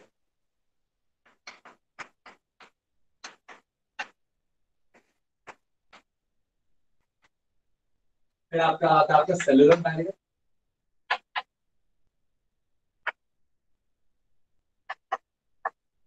फिर आता है कुछ केमिकल बैरियर।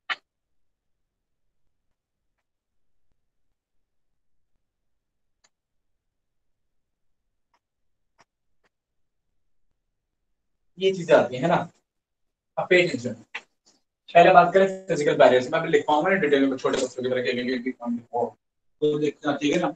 अपनी कॉपी वॉपी लेके आना और लिखना, ठीक है। पेन वेन लेके लिखना, समझाऊंगा आराम से, देखो, ठीक है। फिजिकल बैरियर क्या है? फिजिकल बैरियर देखो, जैसे फिजिकल बैरियर तो क्लियर है कि जो एक्चुअल बैरियर है, जो दिख रहा है। अब तुमको मेरी बॉडी में क्या दिख रहा है? स्किन। मेरी स्किन के अंदर एक लेयर नहीं है, दो लेयर नहीं है, मल्टीपल लेयर्स हैं। कितने लेयर्स हैं? मल्टीपल मल्टीपल लेयर्स हैं भाई। My skin is squamous stratified epithelium, वो भी keratinize, keratinize stratified squamous epithelium, multiple layers. तो पहले बैक्टीरिया आएगा, स्किन के अंदर जाएगा, डिग्रेड करेगा करेगा करेगा करेगा, बेचारा थक ही जाएगा, अंदर आने से ना जा नहीं पाएगा। तो पहले तो हमारी स्किन जो है सबसे बड़ी आपकी प्रोटेक्शन है, the first line of defence. The first line of defence जो आपकी स्किन है, वो आपका मेन फिजिकल बैरियर है, जो आपको एंट्री से, किसी भी पैथोजन की एंट्री से आपको बचाता है। That is very very important. That is your physical barrier, आपकी स्किन हो गई, ठीक है। बहुत ही बढ़िया। अच्छा, अब फिजियोलॉजिकल बैरियर्स के अंदर क्या क्या आता है मैं बताता हूँ, सुना जाए। इसमें आता है आपका स्वेट भी थोड़ा सा आता है, और आपका सीबम भी आ जाएगा। स्वेट नहीं, सीबम छोड़ो, सीबम होता है, टीयर्स आ जाएंगे आंसू, और सलाइवा आ जाएगा, यस सलाइवा आ जाएगा, फिर म्यूकस आ जाएगा, और म्यूकस तो कई जगह रिलीज होता है, और गैस्ट्रिक सिक्रीशंस आ जाएंगे,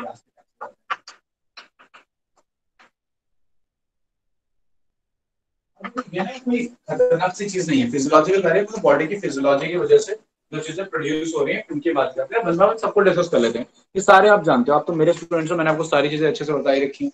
बताइए आपको, आप स्वेट के बारे में जानते हो। स्वेट में कई ऐसे एंटी बैक्टीरियल केमिकल्स होते हैं जो बैक्टीरिया को किल करते हैं। पसीना आना अच्छी बात होती है, पसीने से स्वेट की जो सेक्रेशन है वो एंटी बैक्टीरियल होती है, ठीक है ना। बैक्टीरिया तो कई बार सॉल्ट वगैरह ग्रो नहीं करने देते हैं, है ना।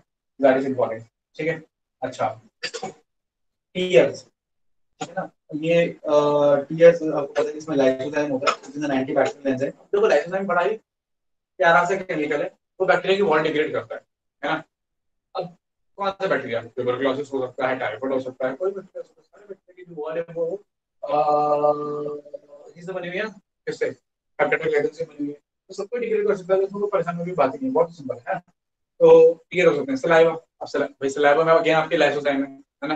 आपको चोट लग जाती है, आप गाय को देखो, गाय को चोट लगती है, गाय चाटती रहती है उसको, जाओ वो सलाइवा रिलीज करे। सलाइवा उनके एंटी माइक्रोबियल या एंटी बैक्टीरियल एंजाइम लेकर कर रहे हैं। सलाइवा भी एक तरीके का है फिजियोलॉजिकल बैरियर, फिजियोलॉजी ने बनाया, बॉडी ने बनाया, फिजियोलॉजिकल बैरियर। म्यूकस, अब म्यूकस कहाँ का रिलीज होता है? नाक में रिलीज होता है ना। नाक से मर्ज आ रहा, तो म्यूकस ने ट्रैप कर लिया, सीरिया ने धक्का मारा, बाहर निकाल दिया, पता है आपको। और म्यूकस कहाँ रिलीज होता है? मैकस से, एक एंट्री होगी नाक से। अगर आप पेट से जाओगे, ऐसे ऐसे ऊपर से जाओगे, इस वजह से भी म्यूकस है, फिर आगे आपके स्टमक में भी म्यूकस है ना। तो आपके वहां ओवरऑल म्यूकस है, वो भी किल हो जाता है। अच्छा, वो छोड़ो, फीमेल्स की बात करें, ठीक है ना, या मेल्स की बात करें, फीमेल्स की बात करें, दोनों की बात करें, तो एनल रीजन जो है वहां पे म्यूकस है। तो अगर कोई पैथोजन एनल रीजन से एंटर करने की कोशिश कर रहा है तो वहां भी म्यूकस किल कर देता है। फिर वेजाइनल रीजन से कोई पैथोजन एंटर कर रहा है तो वेजाइनल एसिडिटी होती है। वेजाइना का जो एसिडिक है, हम वेजाइनल सिक्रेशन पे ऐड कर रहे हैं, तो वेजाइनल सिक्रेशंस भी एसिडिक होती हैं, जो कि बैक्टीरिया को ग्रो करने नहीं देती है, ठीक है ना। तो मतलब जहां से भी पैथोजन एंटर करने की उम्मीद है ना, वहां पे हमने बैरियर लगा रखा है, ठीक है ना। कान भी हम वैक्स प्रोड्यूस करते हैं ना, पैथोजन एंटर आपका पैथोजन, ठीक है। तो वेरी इंपॉर्टेंट। आगे ये हो गया म्यूकस के बारे में, ठीक है ना। फिर है गैस्ट्रिक सिक्रेशन। थोड़ा सा कभी कभार आप पैथोजन अगर आपके पेट में चला जाता है तो पेट के अंदर HCl एसिड है, तो एसिड को डिग्रेड कर देता है, ठीक है ना। तो that is again, that is फिर आपको, अच्छा कोई एसिडोफाइल बैक्टीरिया आ गया तो फिर हम कुछ नहीं कर सकते, वो तो है ही एसिडोफाइल, उसको आ तो खुश हो जाएगा, हाँ HCl मिल गया, is very happy because is an acidophile, तो उसका कुछ नहीं कर सकते। बस वैसे इन जनरलाइज जो एसिडोफाइल्स नहीं है जो एक पर्टिकुलर पीएच में रह सकते हैं, सोचिए वो बैक्टीरिया तो सर्वाइव नहीं कर पाएंगे आपके पेट के अंदर, ठीक है। तो that is gastric secretion, a very important barrier. Okay, then cellular barrier. सोचो ये सेलुलर बैरियर में क्या आएगा। देखो सेलुलर बैरियर्स के अंदर मेनली आते हैं कौन, पता होगा, सोचो सेलुलर बैरियर में कौन आएगा मैक्रोफेज, है। डब्ल्यूबीसी। देखो सर मैक्रोफेज, डब्ल्यूबीसी। क्या है, मुझे समझ में आपने क्या बोला, जो बोला जो अच्छा है बोला, ठीक है ना। तो मैं ये कह रहा हूँ कि जैसे सेलुलर बैरियर्स में आपके डब्ल्यूबीसी आएंगे, लेकिन डब्ल्यूबीसी तो पूरी इम्यूनिटी में आएंगे। तो कौन से वाले डब्ल्यूबीसी, वो डब्ल्यूबीसी जो लोग हर एक के खिलाफ एक जनरलाइज रिस्पॉन्स शो करते हैं, जैसे आपके मैक्रोफेजेस। मैक्रोफेजेस कौन है, दे आर फैगोसाइट्स। पैथोजन है, पकड़ लिया, पैथोजन बोल देखो मैं टाइफाइड का पैथोजन हूँ, मुझे मत पकड़ो, तुम सिर्फ और सिर्फ ट्यूबरक्लोसिस के बैक्टीरिया को पकड़ना। मैक्रोफेज बोलेगा मैं ऐसा नहीं करता, मैं भेदभाव नहीं करता, ट्यूबरक्लोसिस हो, लेप्रोसी का हो, मेरे हाथ में पैथोजन है तो मैं पकड़ूंगा ही। या तो मैक्रोफेज भेदभाव नहीं करता, मैक्रोफेज बस फैगोसाइटोसिस करेगा।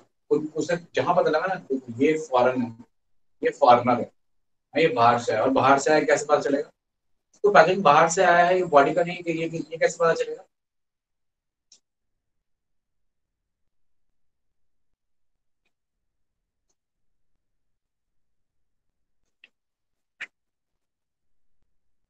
उसकी शक्ल देख के सिंपल जो है। और पैथोजन की शक्ल क्या होती है, उसकी आउटर मेम्ब्रेन, उसके आउटर मेम्ब्रेन पे प्रोटीन्स होंगे, सरफेस रिसेप्टर, देखेगा इसकी मेम्ब्रेन पे ये वाला प्रोटीन है, तो मेरी बॉडी में नहीं मिलता, मतलब ये मेरी बॉडी का नहीं है, बाहर का, उस पर अटैक करेगा, ठीक है ना, मैक्रो जैसे अटैक करता है, ठीक है ना। एंड जिनको देख के अटैक करता है, जिसकी बात करता है, उसको हम बोलते हैं एमएचसीज। सुनने का ध्यान से सुनिएगा, मेरे समथिंग होना है MHC. MHC is major histocompatibility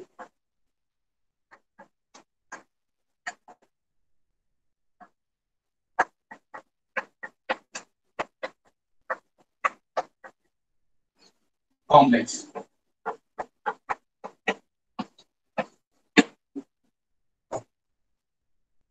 ठीक है। मेजर हिस्टोकम्पैटिबिलिटी कॉम्प्लेक्स इसे बोलते हैं एमएचसी। ये क्या होता है, आपकी बॉडी के जो सेल्स है ना, उसमें पर्टिकुलर पर्टिकुलर एमएचसीज होते हैं। इनकी बहुत सारी वेरायटी होती है, एक पर्टिकुलर टाइप के एमएचसीज एक पर्सन की बॉडी में होते हैं, ठीक है। और कोई दूसरा ऑर्गेनिज्म है तो उसके सरफेस रिसेप्टर ऑफ कोर्स उसके एमएचसी से मैच नहीं करेंगे। तो जहां भी चीजें एमएचसी से आपके एमएचसी से मैच नहीं करेंगी, वहां पे हम इम्यून रिस्पॉन्स शो करेंगे। तो मैक्रोफेज देखिएगा ये कौन है, ये हमारी बॉडी के एमएचसी की मैचिंग हो रही है कि नहीं हो रही है, हमारी बॉडी के सरफेस रिसेप्टर से इसकी मैचिंग नहीं हो रही है, तो ये बाहर का उस पर अटैक कर देगा, ठीक है ना। तो they look for some specific receptors. हालांकि बैक्टीरिया के केस में तो एकदम ही इजीली ना जाते वॉइस आ रही नहीं, आवाज आ। क्या।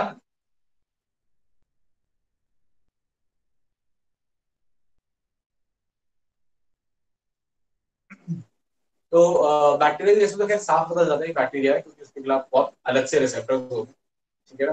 तो दैट इज मैक्रोफेज, वो रिसेप्टर देखता है कि ये हमारी बॉडी का नहीं है, कुछ गड़बड़ है, इसको अटैक करता है। एंड वो भेदभाव नहीं करता बैक्टीरिया में, वो जो भी होगा उस पर अटैक करेगा, फंगाई फंजाई होगा तो भी अटैक करेगा। मैक्रोफेजेस होगा। अच्छा, मैक्रोफेजेस के अलावा आपके न्यूट्रोफिल्स है ना, वो भी तो फैगोसाइटिक है, ये आपको सर्कुलेटरी वाला चैप्टर है। न्यूट्रोफिल्स, चलो पहले मैक्रोफेज पे आते हैं। मैक्रोफेज हो गए, मैक्रोफेज बने किससे, मोनोसाइट से। तो मैक्रोफेज प्लस मोनोसाइट, वो भी क्या हो गई, तो एक ही बात हो गई, मोनोसाइट से मैक्रोफेज बने। अच्छा, मोनोसाइट से एक और चीज बनती है, बता दो तुमको, बनते हैं ये डेंड्रेटिक सेल्स। ये बताया तुमको सर्कुलेटरी चैप्टर बताया था, डेंड्रेटिक सेल्स।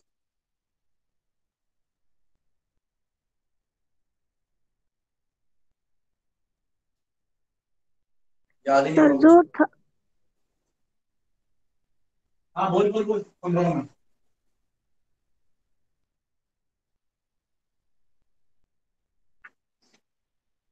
बोल लड़की। सर जो थाइमस में जाके मैच्योर होते हैं। बंद कर दे, बंद कर। मैक्रोफेज होते हैं, बता ये ना, ऐसे मैक्रोफेज होते हैं, ऐसे बड़ा से ना, बड़े से फेगोसाइटिक सेल, ठीक है। एक्चुअली तुमको ये बनाया, तुमको एग्जैक्टली क्या बताया, ये बताया, ये होते हैं सिंपल मोनोसाइट्स, गोल मॉडल से मोनोसाइट्स, फिर ये मॉडिफाई हो गया थोड़ा सा, ऐसे ऐसे सूडोपोडिया टाइप का बन गया, ये बन गया मैक्रोफेज, है ना, ये हो गया मैक्रोफेज। और मैंने ये भी बताया था कि हमारी शुरू में ऐसे होते हैं लंबे लंबे स्टार। सेल कैसे दिखता है, जब ये सेल कैसे दिखता है, ये सेल कैसे दिखता है, जैसे डेंड्रॉन हो, ठीक है ना, तो उसको डेंड्रिटिक सेल बोलते हैं।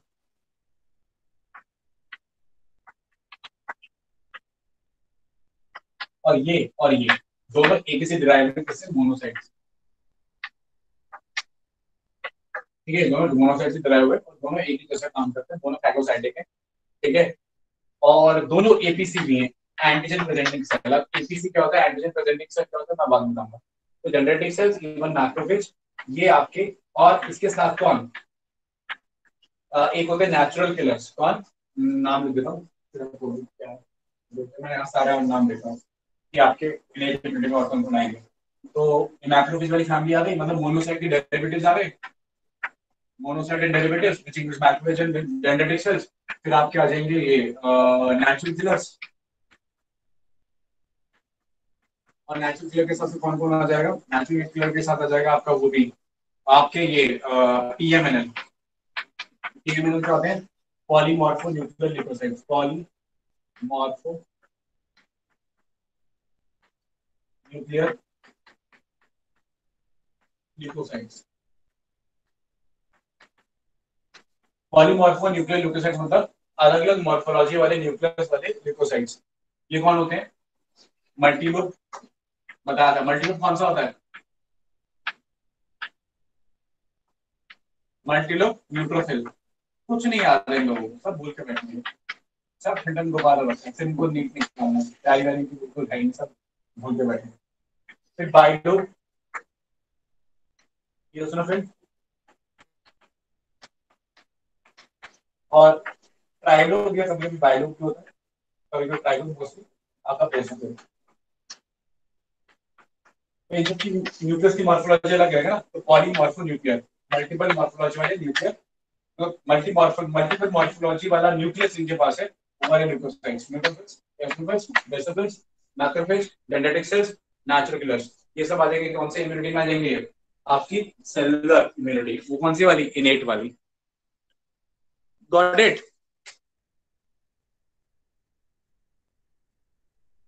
ये क्लियर है, गया दिमाग में। सर नेचुरल किलर्स क्या होते हैं? Natural killers actually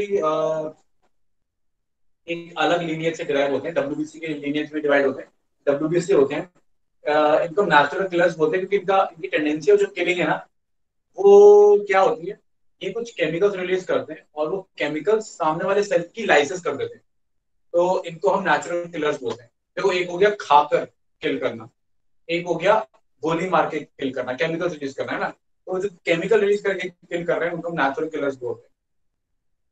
something like eosinophil भी ऐसे ही करते हैं, है ना,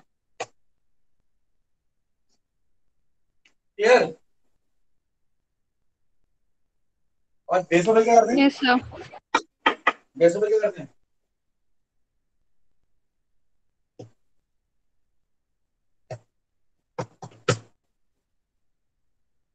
आयुषी जी क्या करते हैं basophil,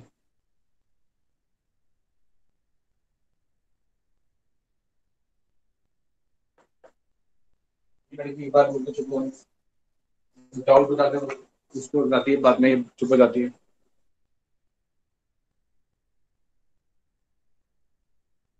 Ayushi, I am talking to you.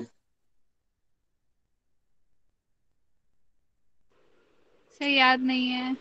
तो बोलो ना फिर, माइक खोल के कि याद नहीं है, वेट करते हो, मेरी आवाज ही नहीं पहुंच रही। बेसोफिल्स इन्फ्लामेशन करते हैं, हिस्टामिन रिलीज करते हैं, और इन्फ्लामेशन भी तो अच्छी चीज है ना, एक तरीके से फाइट करने में हेल्प कर रही है, तो उस तरीके से इम्यूनिटी को बूस्ट अप कर रहा है।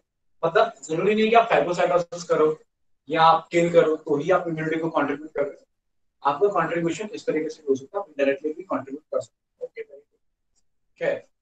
तो ये तो हो गया है, ये वाली बात है। अच्छा ये था हम सेलुलर बैरियर्स पे। अगला बैरियर क्या बताया था? केमिकल। सब लोग सोए नहीं है, कुछ लोग जाग रहे हैं।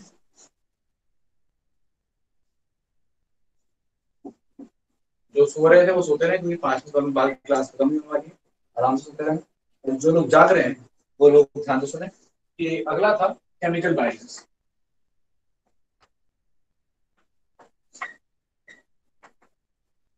अब देखिए केमिकल बैरियर के अंदर क्या है, केमिकल बैरियर में है कुछ साइटोकाइनेस एंड कीमोकाइनेस। फिलहाल साइटोकाइनेस की बात करें या, और जिसका एग्जांपल बताता हूं, एक एग्जांपल है इंटरफेरॉन। ये इंटरफेरॉन इंपॉर्टेंट है। इंटरफेरॉन एक्चुअली ग्लाइकोप्रोटीन, ये ग्लाइकोप्रोटीन कब रिलीज होता है, बड़ा इंटरेस्टिंग है। मान लो ये सेल है, ठीक है ना, इस हाँ ये सेल है, ये सेल इन्फेक्ट हो गया वायरस से, वायरस का इसकी बॉडी मांग है, बोला कि मैं ना डिग्रेड कर दूंगा। तो वायरस नॉर्मली क्या करता है, पता है क्या करता है? नॉर्मली ये क्या करता है, अब वायरस ने सपने लेना शुरू कर दिया। वायरस का क्या सपना था? वायरस का सपना था कि वायरस इस सेल में जाएगा, और ये सपना वायरस ले रहा है, इसका वायरस का ड्रीम है। अब वायरस का ड्रीम क्या है? ये सेल में जाएगा और इस सेल को इस्तेमाल करेगा और छोटे छोटे वायरस बनाने के लिए, और छोटे छोटे वायरस बनाएगा, ठीक है। ये भी वायरस सपना देख रहे हैं, ठीक है। ये सच होगा नहीं होगा उसको हम देखेंगे अभी थोड़ी देर में। तो ये वायरस का सपना है कि वायरस सेल में जाएगा और बहुत छोटे छोटे वायरस बनाएगा, और फिर ये वायरस इस सेल को बर्स्ट करके, है ना, जैसे कि वायरस जैसे करते हैं, और छोटे छोटे वायरस जो है वो बाहर आ जाएंगे, और फिर ये वायरस यही सपना देखेंगे वापस से, ये और दूसरे सेल के पास जाएंगे, और फिर और सारे वायरस जो है ये डेवलप करेंगे। तो ये वायरस है, ये सपना देख रहा है, और इसके जो प्रोजेनी वायरस है वो भी आगे फिर यही सपना देख रहे हैं कि ये किसी और सेल के पास जाएंगे और फिर डिवाइड करेंगे, और सपने में सपना चल रहा है, पूरी इंसेप्शन चल रही है यहाँ पर, ठीक है।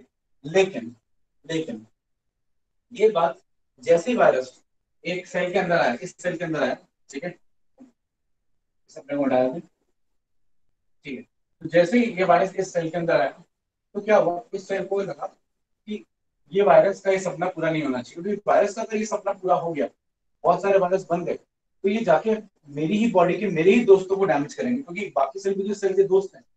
तो फिर ये जो सेल है ये अपने दोस्तों को बचाने के लिए अपना बलिदान देगा। ये ट्रिगर करेगा एक चीज जिसको हम बोलते हैं एपोप्टोसिस।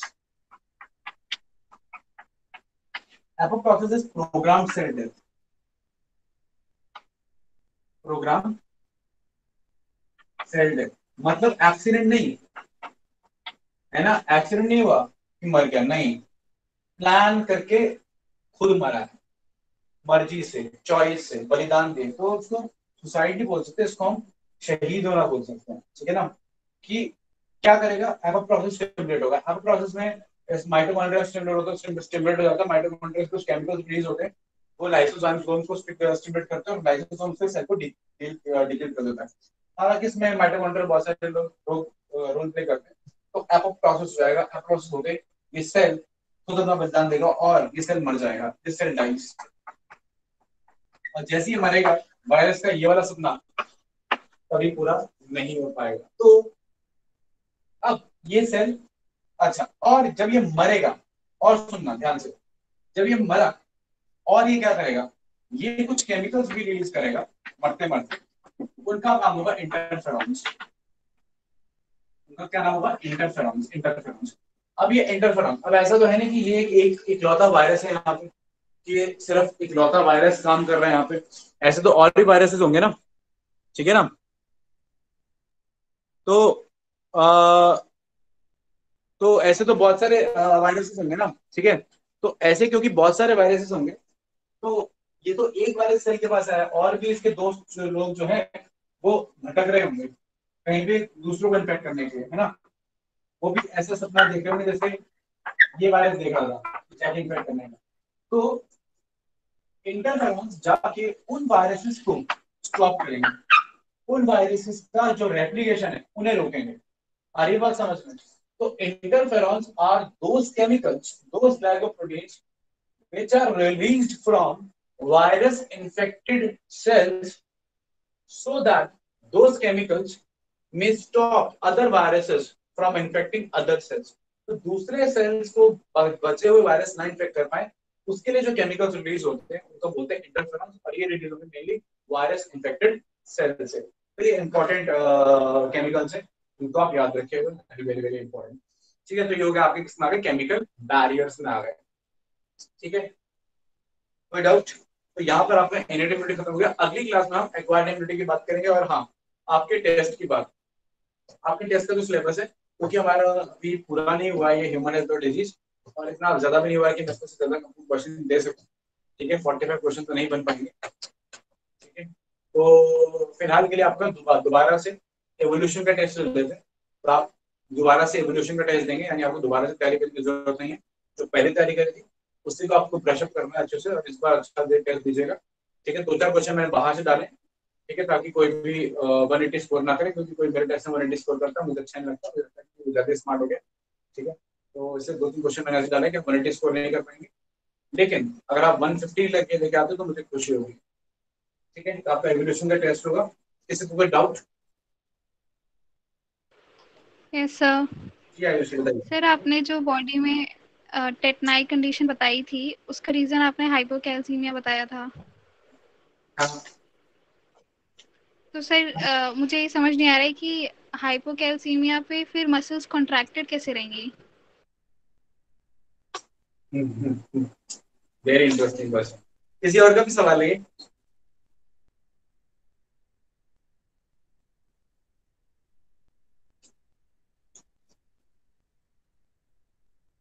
ओके, किसी और को भी डाउट है? चलो आयुषी, मैंने फिर तुम्हारे डाउट को रिपीट करता हूँ।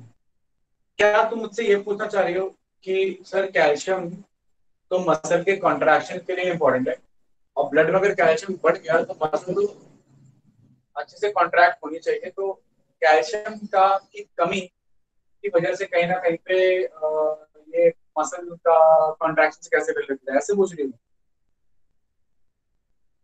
Yes sir. Very good, okay. Ayushi, ये समझने के लिए ना, this is very important question actually. ठीक है, ये जो मैं मुझे पता है ये क्वेश्चन क्यों अच्छा लगता है, ये क्वेश्चन मुझे इसलिए अच्छा लगता है, मैं इसके लिए थोड़ा सा बैकग्राउंड बता। ये सच्चाई है, जब मैं was teaching the first time, कहते जो फर्स्ट टाइम मैंने पढ़ाना शुरू किया था, very you know was like 22 और समथिंग। ठीक है, तो जब मैंने पढ़ाना शुरू किया था तो एक स्टूडेंट ने मुझसे डाउट पूछा था, ये वाला सेम टू सेम डाउट, है ना, इतने साल पहले, और तुम मुझे नहीं आता था, तुम देखो समझ नहीं आया, ये मेरा डाउट था actually, this was my doubt also that time. ठीक है, तो मैंने इस पे उसको ढूंढा, रिसर्च किया थोड़ा सा, बड़ा ही मजेदार चीजें, बड़ी इंटरेस्टिंग चीजें समझ। देखो, ये समझने के लिए ना तुमको पहले एक चीज समझा मुझे बतानी होगी कि तुमको ये पता है ये क्या है?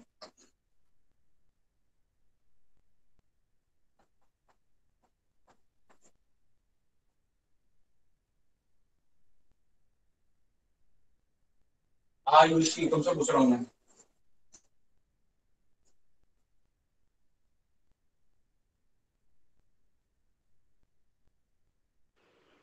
सर ये जब मैसेज आता है हमारे न्यूरॉन्स के पास तो उसमें होता है कि आगे वाला न्यूरॉन उसे पास करेगा या फिर इसको क्या बोलते हैं, इसको क्या बोलते हैं?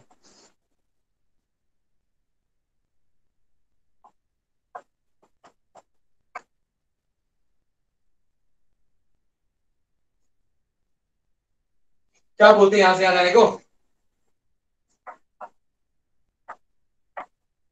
एसीबी जा रहा तो क्या बोलते हैं उसको?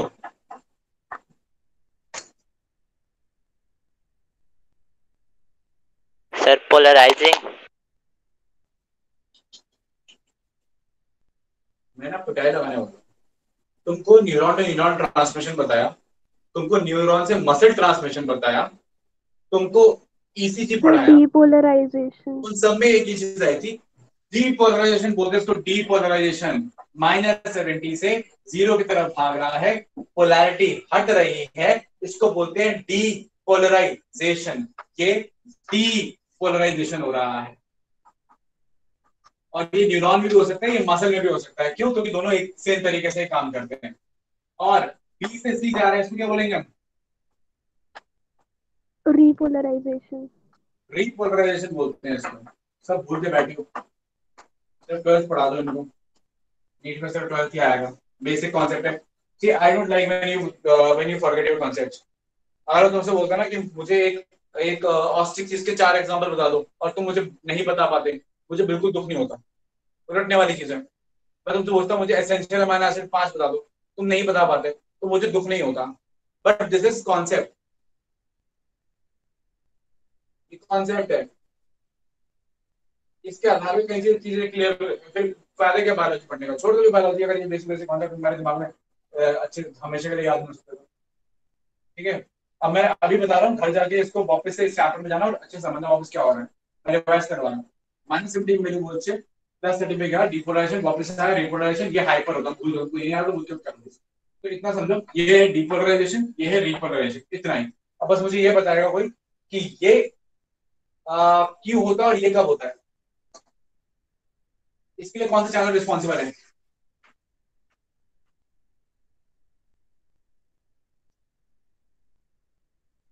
Sodium channel.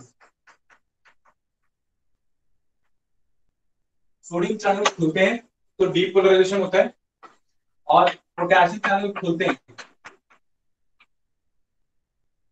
तो रिपोलराइजेशन होता है। तो इसके लिए रिस्पॉन्सिबल है सोडियम चैनल, इसके लिए रिस्पॉन्सिबल है क्या? Potassium channel. ठीक है, क्लियर है पॉइंट? ओके, अच्छा, अब समझना। अब अगर लेट्स एज्यूम है कि पे अटेंशन, सोडियम चैनल अगर ना खुले तो क्या होगा?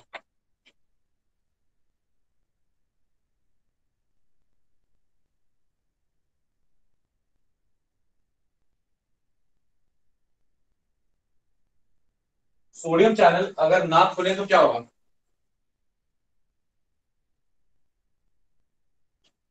रिपोलराइजेशन नहीं होगा। डीपोलराइजेशन नहीं होगा। री नहीं, डी, क्योंकि सोडियम चैनल डी पोलराइजेशन के लिए रिक्वायर्ड है। सोडियम चैनल खुलते हैं तो डी पोलराइजेशन होता है। तो सोडियम चैनल अगर नहीं खुलेंगे तो डी पोलराइजेशन नहीं होगा। ये क्लियर है?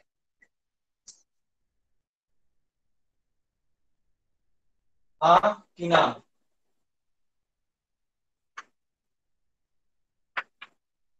अरे आना बोल दिया करो, नहीं जो दोबारा बताता हूँ।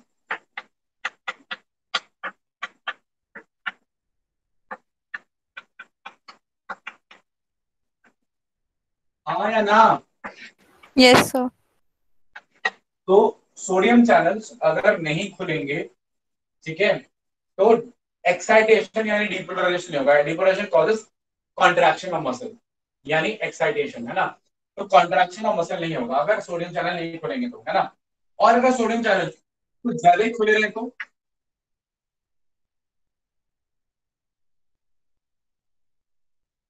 मसल कॉन्ट्रैक्टेड यस, रहेगी। तो एक्साइटेशन चलता रहेगा, कॉन्ट्रैक्टेड ही रहेगा।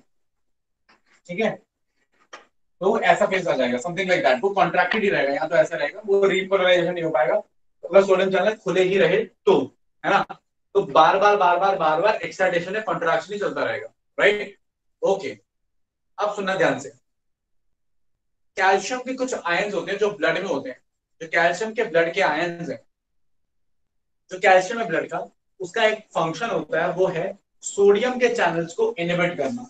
तो calcium actually inhibits sodium channel को क्लोज रखने के लिए, सोडियम चैनल को, ये सोडियम चैनल है, इसको बंद करने के लिए कौन रिस्पॉन्सिबल है? कैल्शियम रिस्पॉन्सिबल है। अगर मैं इस कैल्शियम को कम कर दूं तो क्या होगा?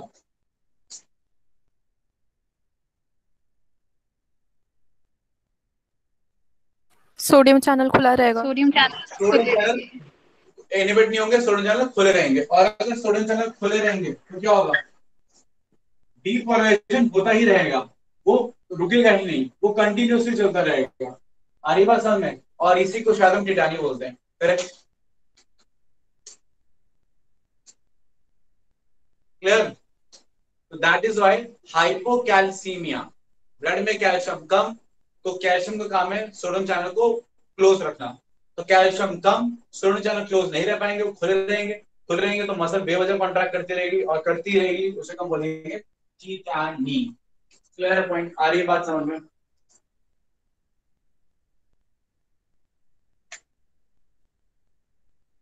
Yes sir. आप क्लियर है सबको कॉन्सेप्ट? आयुषी क्लियर है पूरा concept? Yes sir. Any other doubt? Sir tetanus और आयरन का कोई रिलेशन है? क्योंकि तुमको लोहे से चोट लगने पे टेटनस का इंजेक्शन लगाना पड़ता है इसलिए। सर ऐसा कहते तो हैं। ऐसा नहीं कहते हैं। तुम मार्केट से एकदम नया नया चाकू लेके आओ, तुम ब्रांड न्यू चाकू लेके आओ, ठीक है? और उसको ना एक बार सैनिटाइज कर लो, और सैनिटाइज करके यहाँ काट लो, ठीक है? और टेटनस का इंजेक्शन लगवाने मत जाओ, कुछ नहीं होगा, ठीक है ना? Actually it is not about the iron, it is about the rust. जो टेटनाई है, कॉलोस्ट्रिडियम टेटनाई, जो टेटनस का बैक्टीरिया है, वो सॉइल बैक्टीरिया या वो रस्ट बैक्टीरिया है, वो सॉइल में, मिट्टी में रहता है या रस्ट पे रहता है।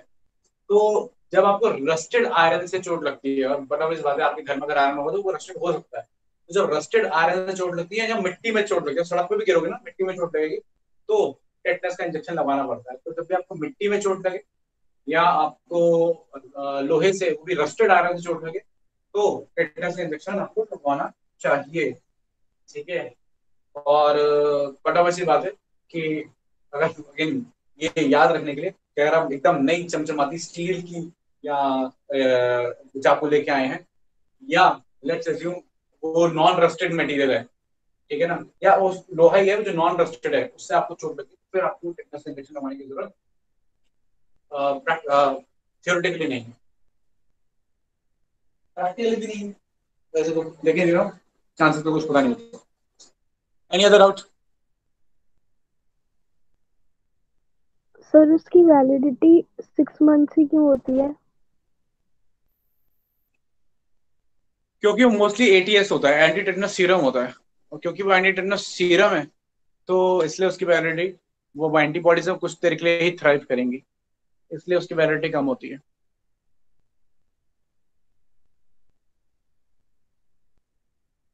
Any other doubt? चलिए, that's all about today's class, will see in the next class, thank you very much.